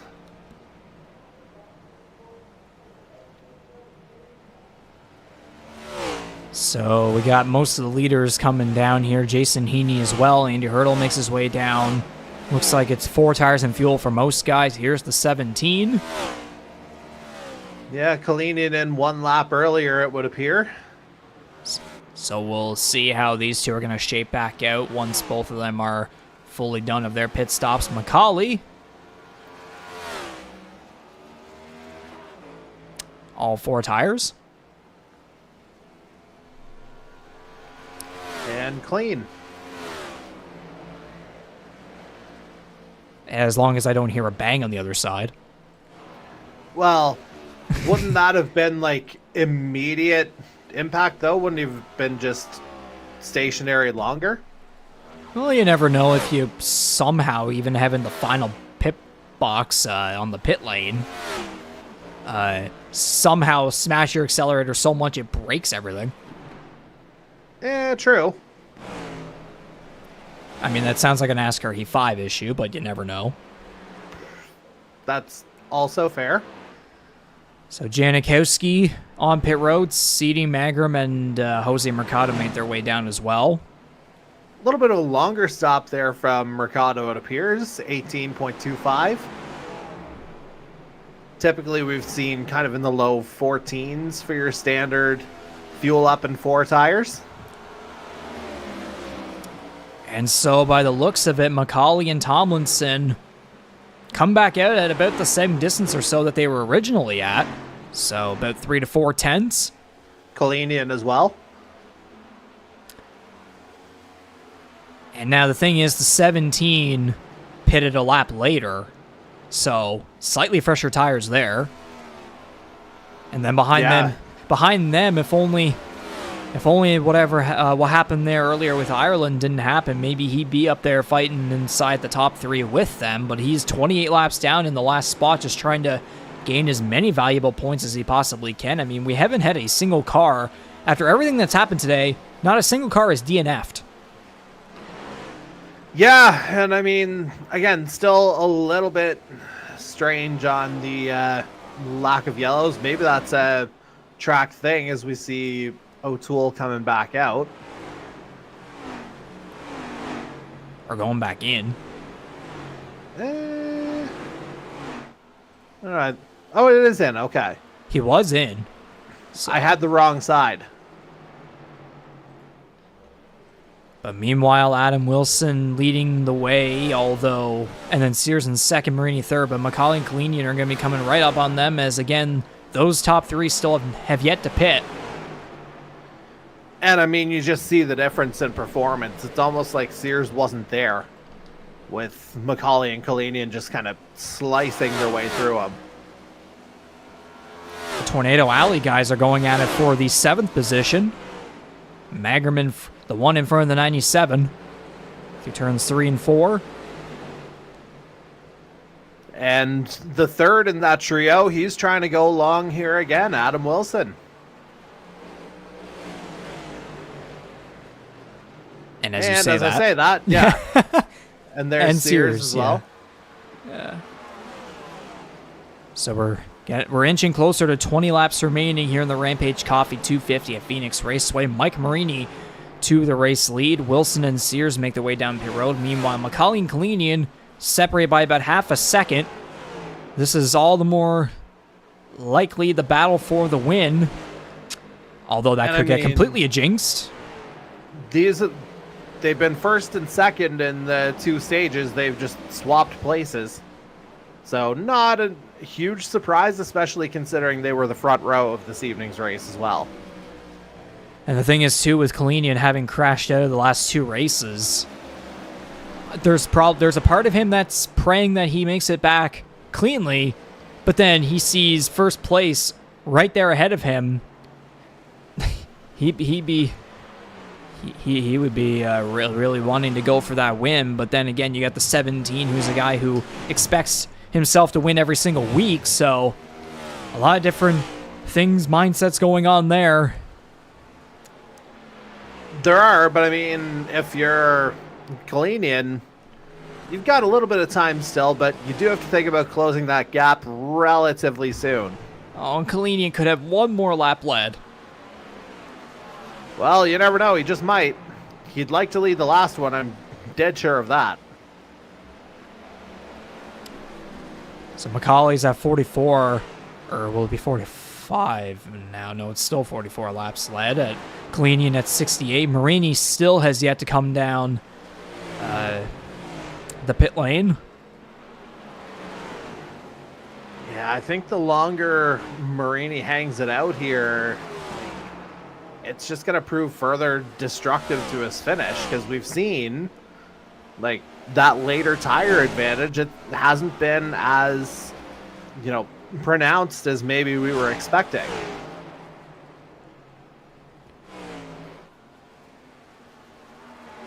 Meanwhile, behind them, Magram holding firm there in what will be the third position eventually.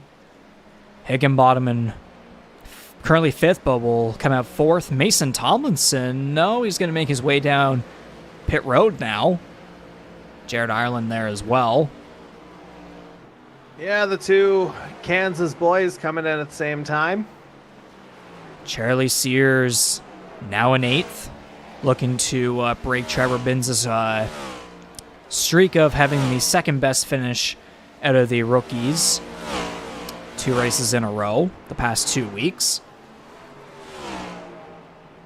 But then there's Adam Wilson, who all the more likely looking like he's going to stretch his rookie points lead.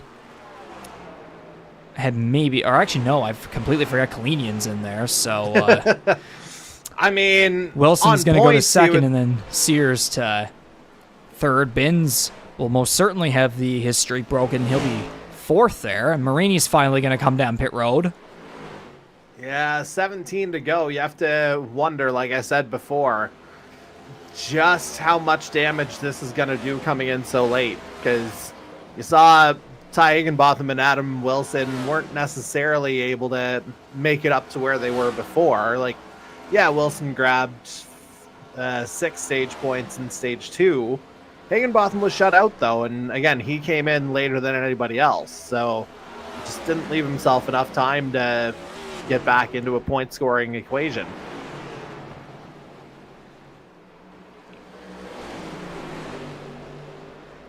But now, of course, it's just about the run to the finish. Ooh, Charlie Sears making his way past Darcy Ford for the 6th position. Okay, Chuck. Is that a legitimate move? Yeah, it was. Yeah. Huh. Looks like he's going to come back down out of that corner. Oh, there, Ford just got into the outside wall. You do see that right front damage, but then you got to... The thing is, though, earlier when he had that little save, he didn't hit anything, so I wonder if Ford's might have hit the walls a couple times here within the past couple laps. And that's given Sears the advantage here for him now to maybe try and catch up to Adam Wilson and take that second rookie spot. But that's almost 2.5 seconds in between them. Yeah, but I thought he was just about to go askew there, Sears, but it might have been just the way he went into the turn. Meanwhile, back here, Andy Hurdle just took over 9th from Trevor Binns. Tom Janikowski and Jason Heaney are around him. Janikowski's still a 1 lap down in 12th, while Heaney's still 24 laps down back in 18th. Actually, the gap between Sears and Wilson is closing. Yeah, okay, that is going to be very interesting then. And plenty of time here for Sears to make something happen.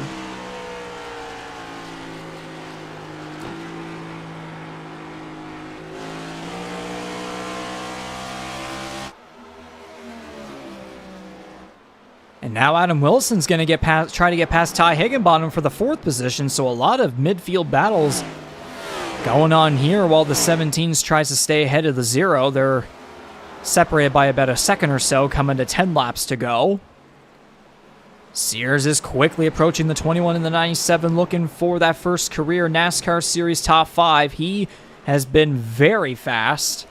I mean, if we look at the laps since the last pit, this makes sense. Wilson 11 laps and then Sears at 11 too. Like, they both pitted pretty late. I do recall that now. Meanwhile, MacAulay, Kalinian, Magram, and obviously Higginbotham, they pitted way earlier than them. But Sears catching up to Wilson, that's like a like-for-like battle. So that's a very interesting development.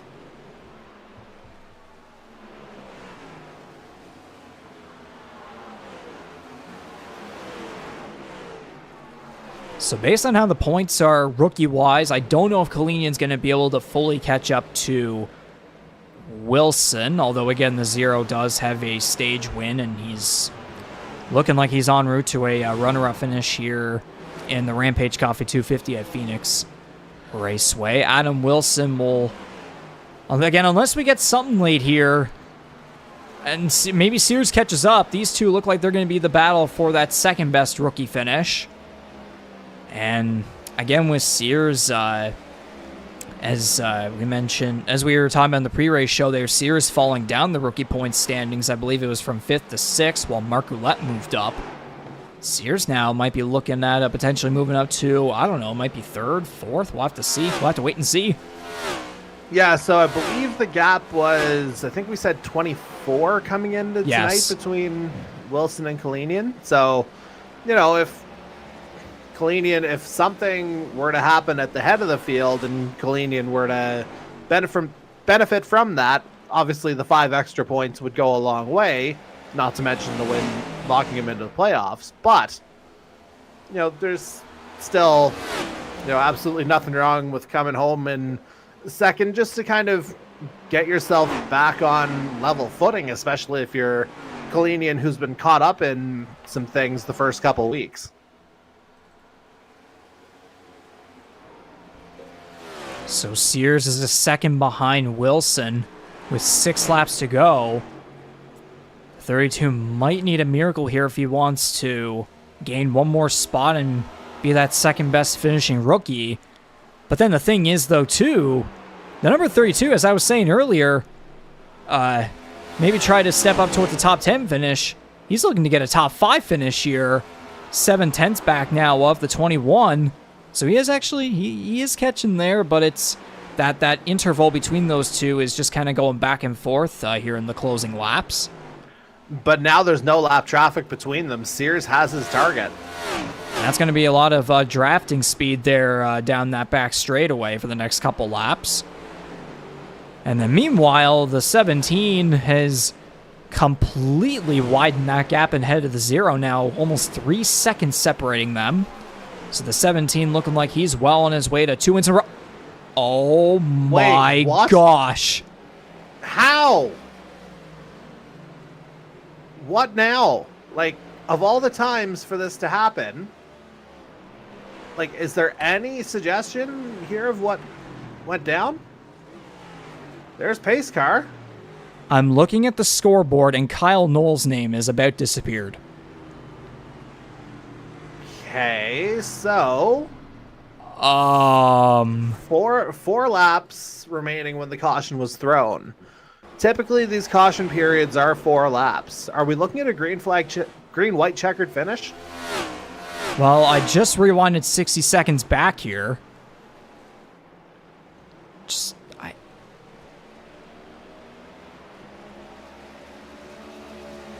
Okay, so a little brush there, but okay, yeah, sideways. And a disconnect. That's baffling. And that's a caution? Compared to everything else we've seen tonight.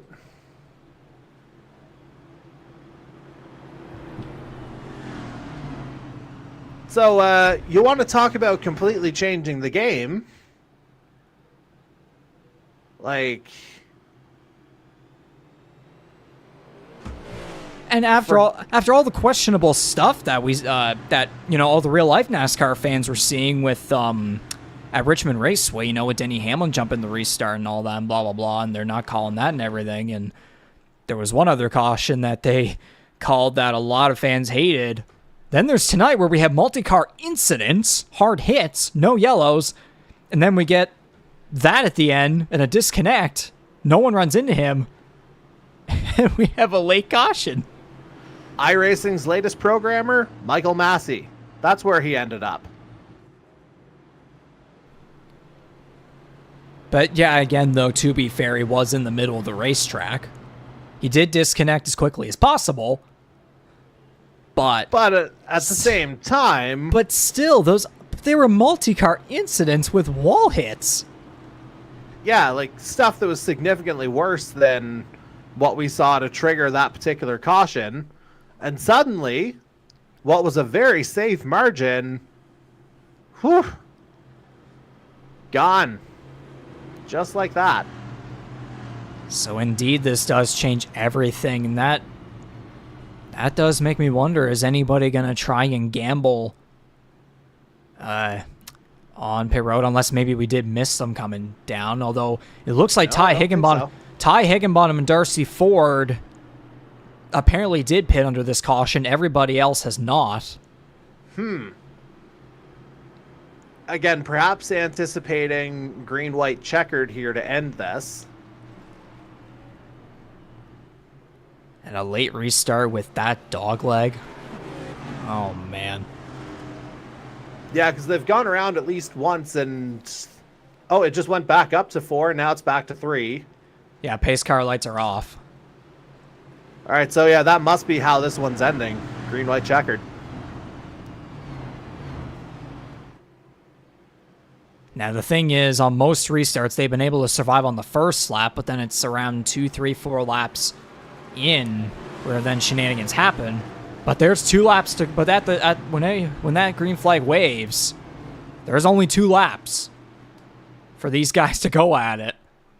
And both MacAulay and Kalanian have gotten great jumps off the line. MacAulay, of course, controlling the field here now with the pace car in.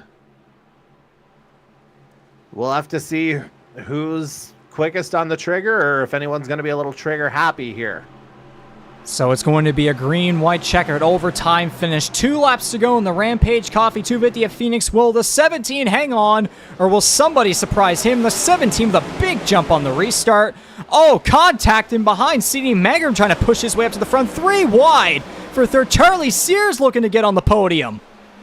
Oh, man, he had a good line there. Kalanian maybe a little slow off of that jump there and kind of forced high. Caution. Sears might have it. Caution. Oh, jeez. What happened this time? Jason Heaney?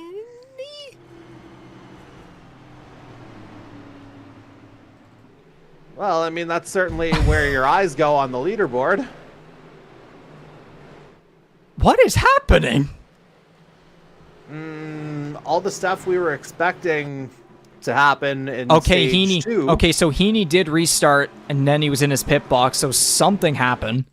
For sure. Okay, we'll go there. Oh, okay. Man. Oh. Wow.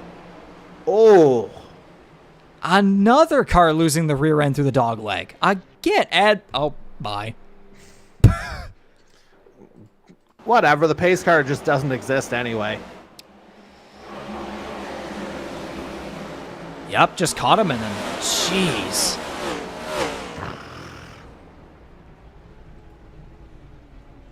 Yeah, this is one of the weirder scenarios. Again, like the consistency might be called into question there on some of these. I think that's probably fair to say.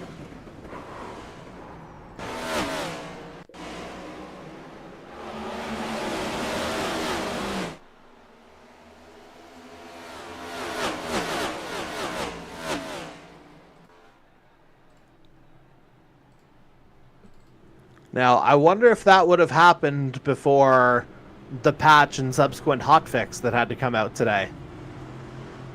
Hilarious, but worth asking. See, that's the thing. There were guys that were, having that sort of anticipation mindset until someone mentioned that there was a new patch. So, yeah, maybe that's just speculation, but who knows? And you know what? Actually, yeah, someone pointed out in the chat there, too. We've been talking about, if we look at the laps since last pit, guys like Charlie Sears and Adam Wilson having fresher tires. And they're up there, up against, like, MacAulay and Magram, who obviously their tires are a lot more weared out. Higginbotham and Ford and Trevor Binns are still back there towards the bottom of the top 10 with the freshest tires out of anybody. But with 2 laps to go, though, it's... Ugh. And, yeah, Hurdle's just come in as well. Or that'd be Tom Janikowski.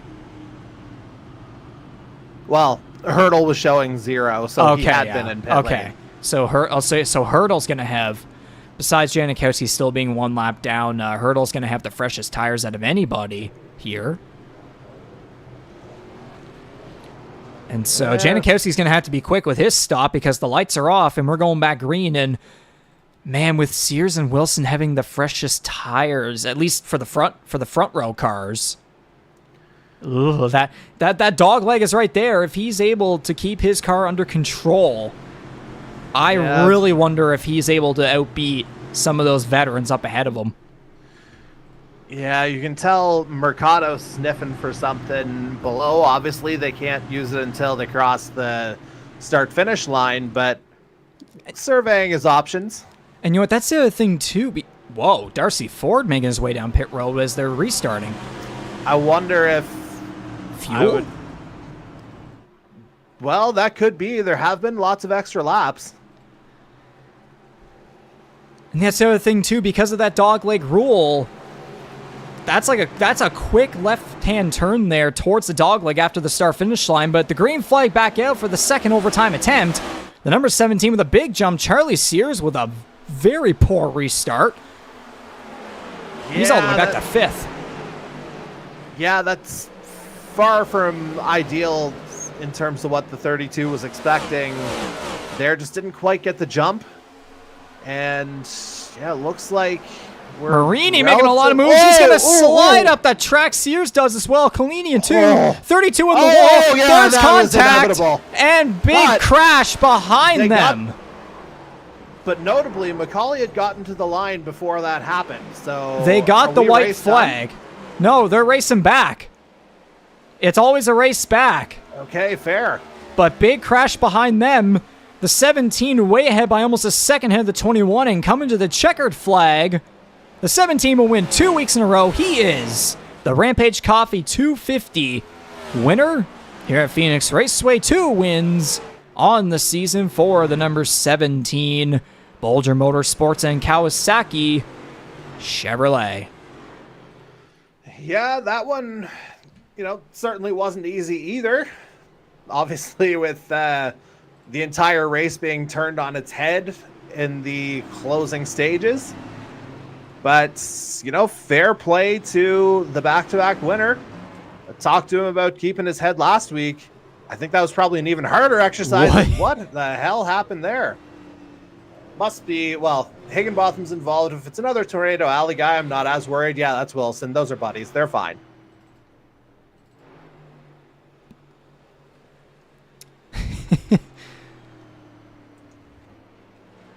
And so all of that happening with a bunch of cars wrecking behind, Jose Mercado, Jordan Kalinian involved. That's 3 weeks in a row for him. Yeah, and I mean, he was second stage and a good chunk of stage 3. He was, one of the guys to beat. And yeah, just all kind of came undone at the very end. Yeah, he just got squeezed between Mercado and Marini right at the line to take the white flag.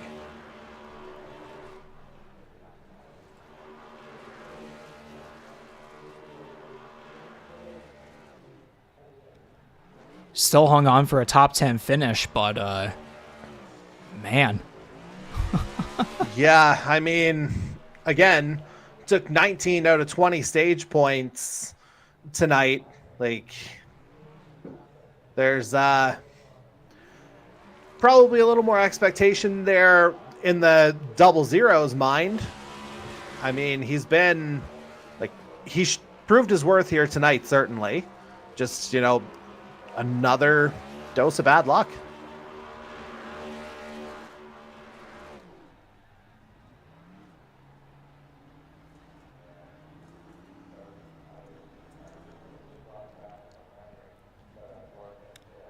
And now there's one thing I was told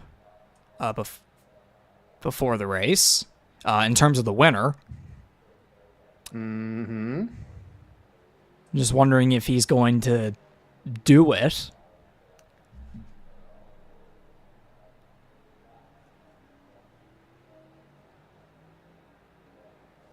Okay. Higginbotham was trying to rev the engine. Okay, so that wasn't, just buddies being buddies at the end. Yeah, there it is. Check this out.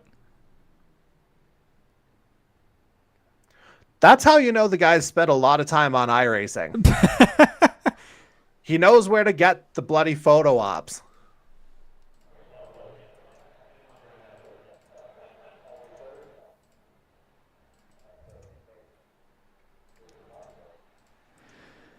But with all that being said, though, we have to certainly look back at what just happened between a bunch of cars there. Yeah, Okay, that was a little far.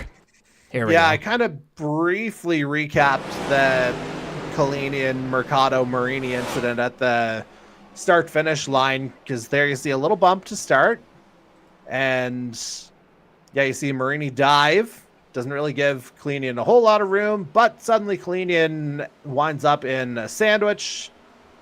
Mercado kind of pushes up, and that's what happened.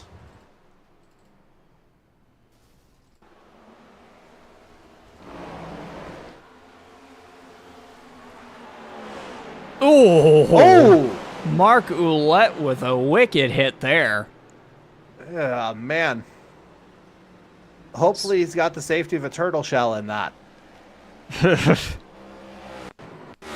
Although I don't even know if that would have helped, given the virtual G-forces there. Yeah, Mercado was trying to go for it, went way up the racetrack there, and then it was just an accordion effect. And yeah, Ouellette just had nowhere to go. And yeah, Kalinian does get a top 10, but if it weren't for those late cautions, he probably I would imagine he would have been mostly satisfied with a runner-up finish there, but and then there's the 17 taking the checkered flag, and as we go back to his burnouts, we'll take a look at the unofficial results. So, or he came back around. Give me a second here. There we go. The number 17 of Corbin MacAulay winning 2 weeks in a row here within the NASCAR Series. What? I think we're both seeing the same thing. Oh, man, the numbers are messed up again. Yes. Okay, so I'll, listen to me verbally here. So the 17 is indeed the race winner. 2 weeks in a row at Las Vegas and Phoenix, so the momentum carries on from last season. CD Mangrum and Adam Wilson. Take a break. Adam Wilson rounding out the podium. Not Ty Higginbotham fourth. It's actually Charlie Sears. After all that, all those shenanigans, and a bit of a poor restart, he still comes home with his first career top 5 NASCAR Series finish and top 10 as well. So how about that for the reigning IndyCar Series champion? Jose Mercado will finish in 5th. Jordan Kalinian apparently finished 6th.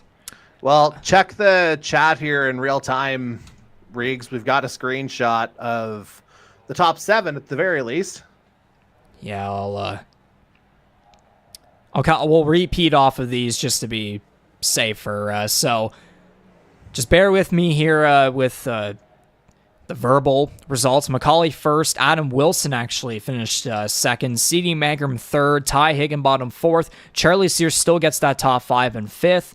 Andy Hurdle 6th. Trevor Binns 7th. Jordan Kalinian comes home 8th. Jose Mercado 9th. Mike Marini rounds out the top 10. So by the sounds of it, all these names here still finish inside the top 10. It's just the numbers are a little all over the place. Yeah, I think the names are in the right order, just the numbers. I mean, it's not even letting me increase the unofficial results field anyway, so I'll just have to read the rest of them out. Yeah. Mason Tomlinson 11th, Tom Janikowski 12th, Darcy Ford 13th, Jason Butler 14th, Ryan O'Toole 15th, Mark Ouellette 16th, Kyle Knowles 17th, Jared Ireland 18th, and Jason Heaney rounds out the 19 car field in whatever the hell that race was. Well, again, it was the end that really made things weird. Like, yeah, there were, some strange non-cautions there at the end, but the fact that it went, in reverse there at the very end, the abundance of caution, shall we say. Yeah, there's some odd stuff.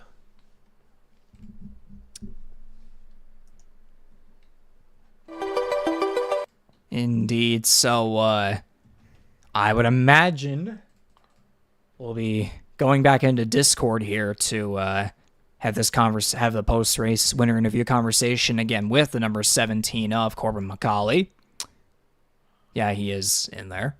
So bear with us in this loop here that I barely in time had to mute. Oh, of course, Discord is installing updates. Well, let's see if I got the web version at least.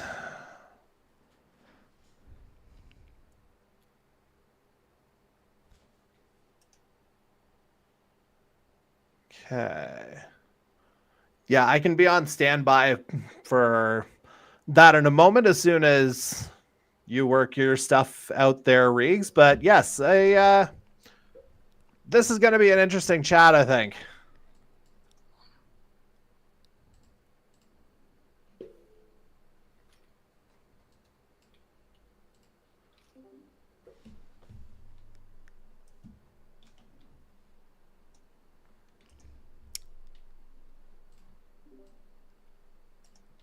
Alrighty, number 17. Do we have a copy?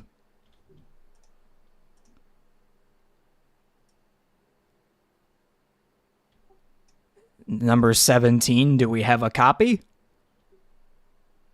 Knock on his door.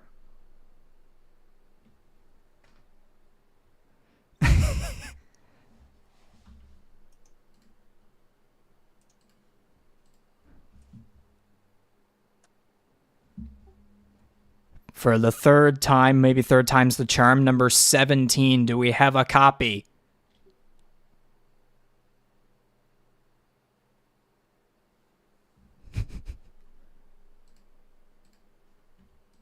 Hello?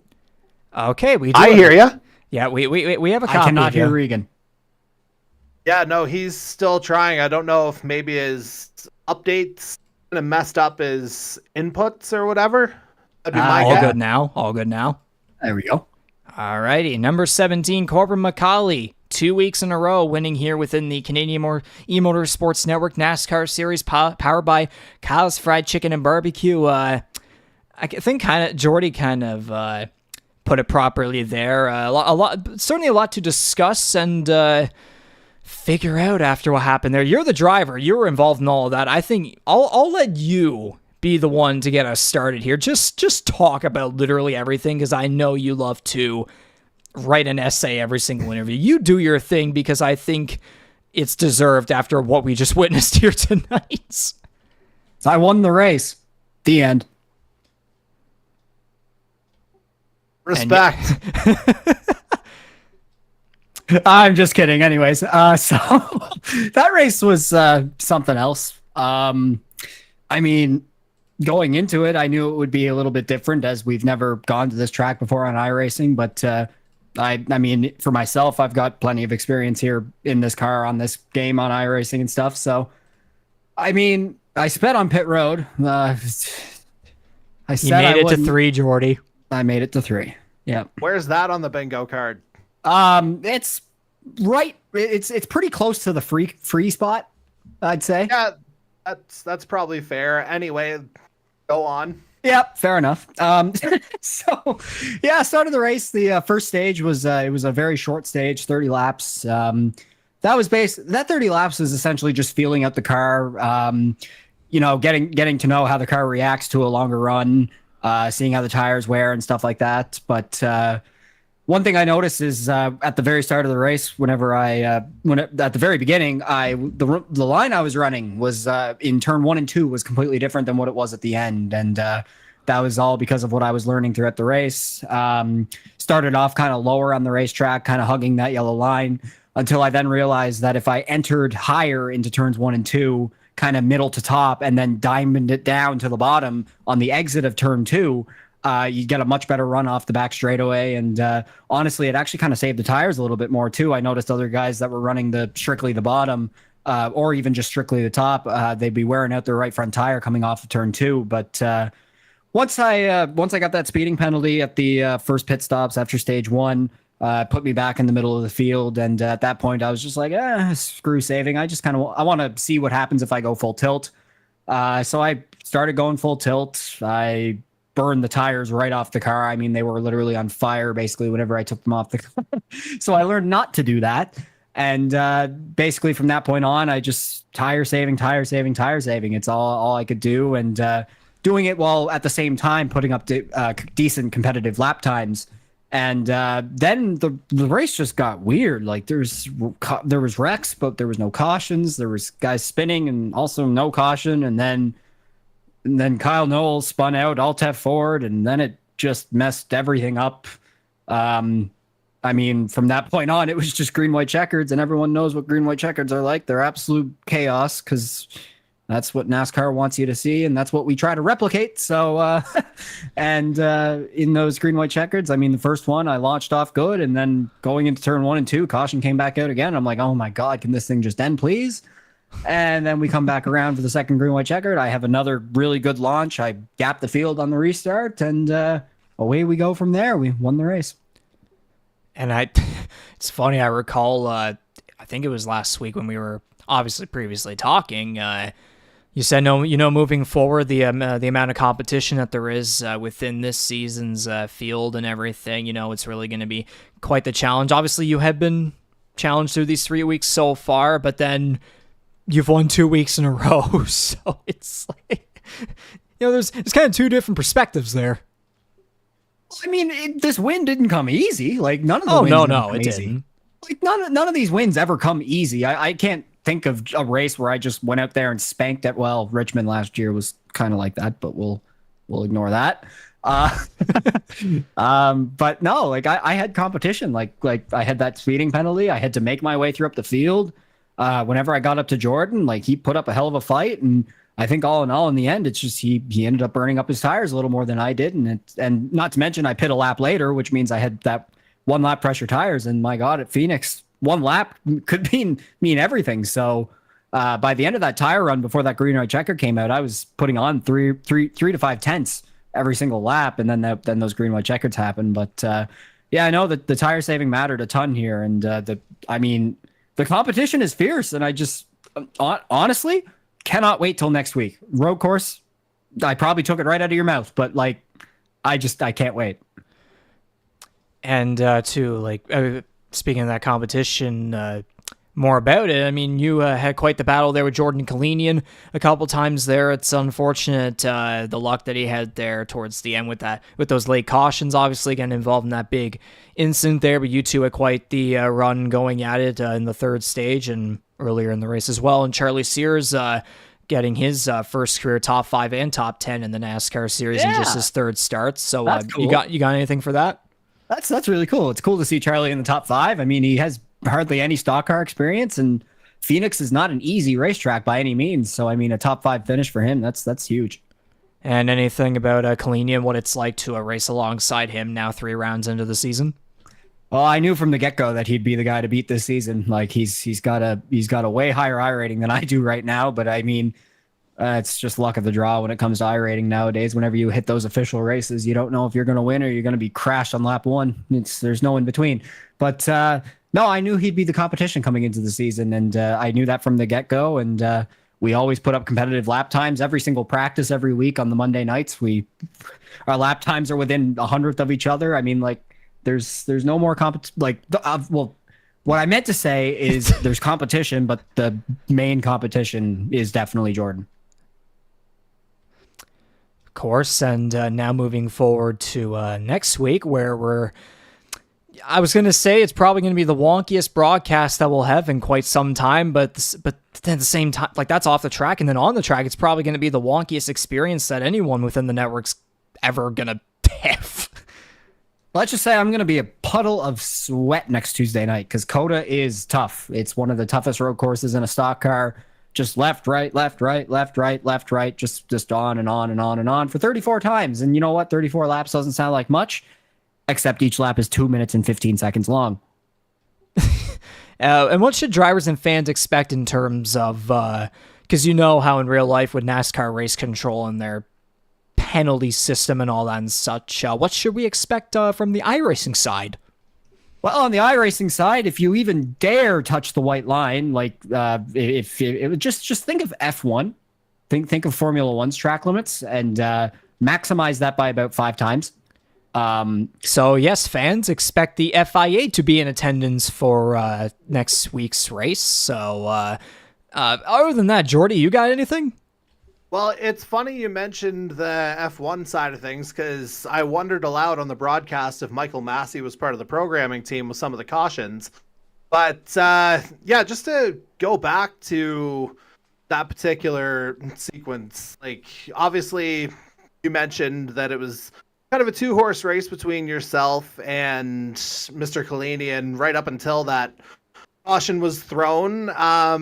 Obviously your experience at Phoenix within iRacing, you mentioned, certainly helped you out. But in terms of, just, I asked the question about keeping your head last week. Obviously this is a lot different with, the tension of the green, white checkered finishes. So knowing that the pack was able to kind of bear down on you again, good start aside, what was the strategy to kind of keep yourself in the position that you were able to ultimately lock up? Well, when it came to those green white checkers, like I was looking on my leaderboard that I have an overlay where I can see when everyone's pit, I can see how fast everyone's lap times are and stuff like that. Whenever what I mainly noticed is the fact that I was basically putting up 3/10 minimum on most of the field at that point.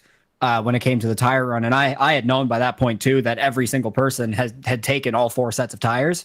So I knew everyone's tires were used up. I knew that everyone was kind of, like not as quick, I guess I could say. But like, when I saw that I was 3 to 4 tenths faster than the rest of the field, whenever those green white, obviously when the first green white checkered flew, I was like, oh man, why did that have to happen? I was just like, I could have just locked that up. Right. But I knew that with green white checkers, there could be chaos. I knew that someone could make a crazy dive bomb, or someone could, get into the back of me, trying to move me out of the way. But then my main goal when it comes to those green white checkers is just launching off the restart zone. Cause that's the nice thing about iRacing now, is it has that restart box, and you can choose whenever you want to go any point in that restart box. And I like to play a little bit of mind game sometimes in the box, kind of like lull the car down a little bit and then jump it. And then, it's all within the rules, and it's just mind games. It's ways to get yourself out front. Yeah, no, that's totally fair. And now we were mentioning the discrepancies between the tires. A few guys obviously did come in ahead of that first green white checkered. I'm presuming your plan was just maintaining track position the entire time, especially given how late things were. Oh yeah, for sure. And not to mention, like, it would be completely pointless to pit because I used up all my sets of tires. I had no more tires left in the pits. I was set with what I had, so there was no way I could pit. I had to stay out. So, and not to mention too, like, I noticed those guys did pit. They must have saved a set of tires, I guess. But whenever they put those tires on, I knew it. Phoenix is one of the toughest racetracks to pass on, because everyone knows it by watching it in real life. It's no different on iRacing. It is extremely difficult to pass, and I knew that 2 laps wasn't enough, even for fresh tires, to get up to the front. So that's kind of what kept me level-headed. I knew what I was going into, and I was pretty confident I could get it done. Yeah, and obviously, you're talking to us for the second straight week, so clearly right decision was made. As, yeah, I think I'll just go ahead and throw it back to Regan. Sounds good. Thanks, Jordy. Yep. I mean, Jordy, unless you got anything to say about Coda, how are you looking forward to it? Well, unfortunately, I'm going to have to watch it as a fan because I have a work commitment. I'm not available. Oh, boy. Yeah. One-man show. For the first road course race? Oh, God. You better watch that timing screen. Anyways, with all that being... With all that being said, that was the Rampage Coffee 250 here at Phoenix Raceway. 2 weeks in a row, the number 17, Bulger Motorsports and Kawasaki in Holland College, and A Carpentry something. ARC Carpentry and Flooring, man. This is 2 weeks in a row. Okay. Number 17 Chevrolet of Corbin MacAulay getting the job done at the Piping Kettle 200 at Las Vegas. Now the Rampage Coffee 250 here at Phoenix Raceway tonight. That's 2 wins on the season for the 17. Corbin, congratulations once again. And we'll wait and see if you go for a triple at the Circuit of the Americas next week. We'll be seeing if you have no heart remaining and you are filled with just tears of sweat all over the place. Oh, I'm going to sweat it out, I guarantee you. No doubt everyone else will. Once again, congratulations, and take care. See you soon. Yep, sounds good. Thanks, Regan. Thanks, Jordy. And we'll be seeing you at the left and rights next week. Pray. Already started. 10-4.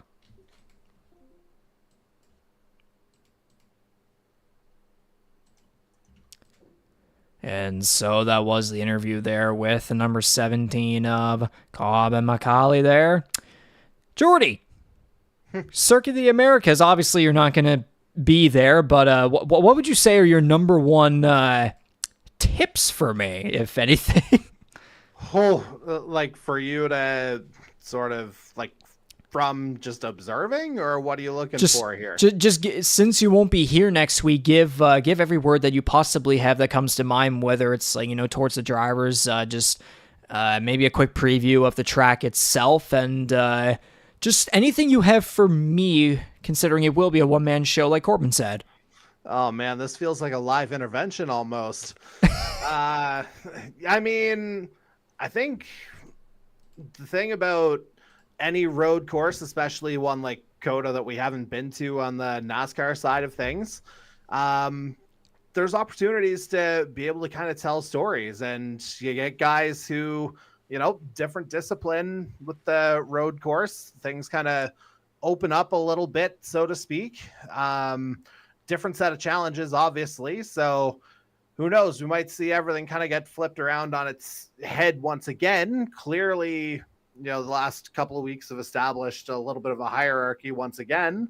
But again, the first road course, first one we've done, since season 3.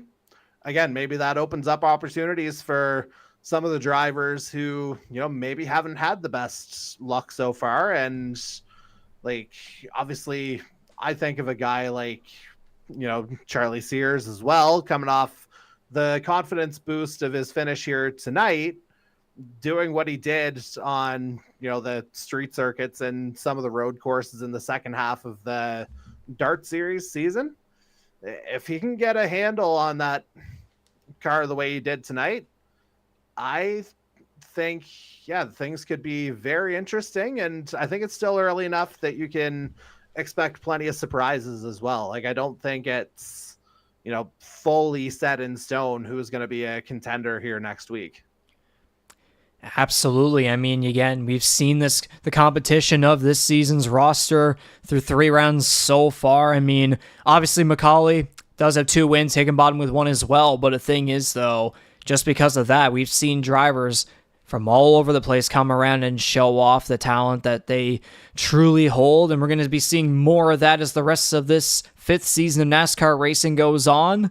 And so next week, April 9th, at the Circuit of the Americas on a Tuesday night, of course, will be a one-man booth show at the Deluxe of London 120, the series' first ever iRacing road course race ever. The first time we'll be going to a road course since, obviously, the console era on NASCAR Heat 5. So history will be made next week on April 9th. You'll be catching us here on the Canadian Motorsports Network YouTube channel with the live broadcast beginning at 7:30 p.m. Eastern, 8:30 p.m. Atlantic. We'll be seeing if past road course were aces like, Charlie Sears coming off the IndyCar/Dart Series championship, guys like Andy Hurdle and Mike Marini who have been open wheel and road course aces.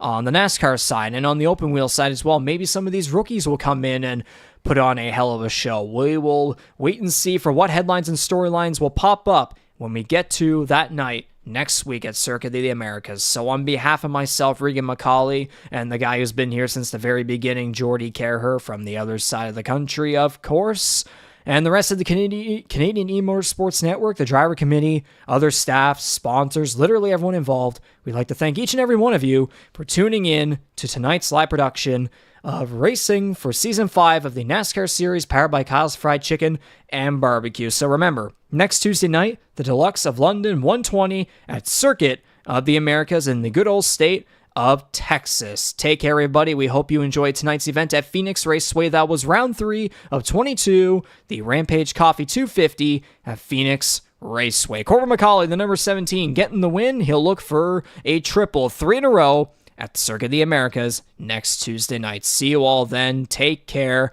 Have a good one.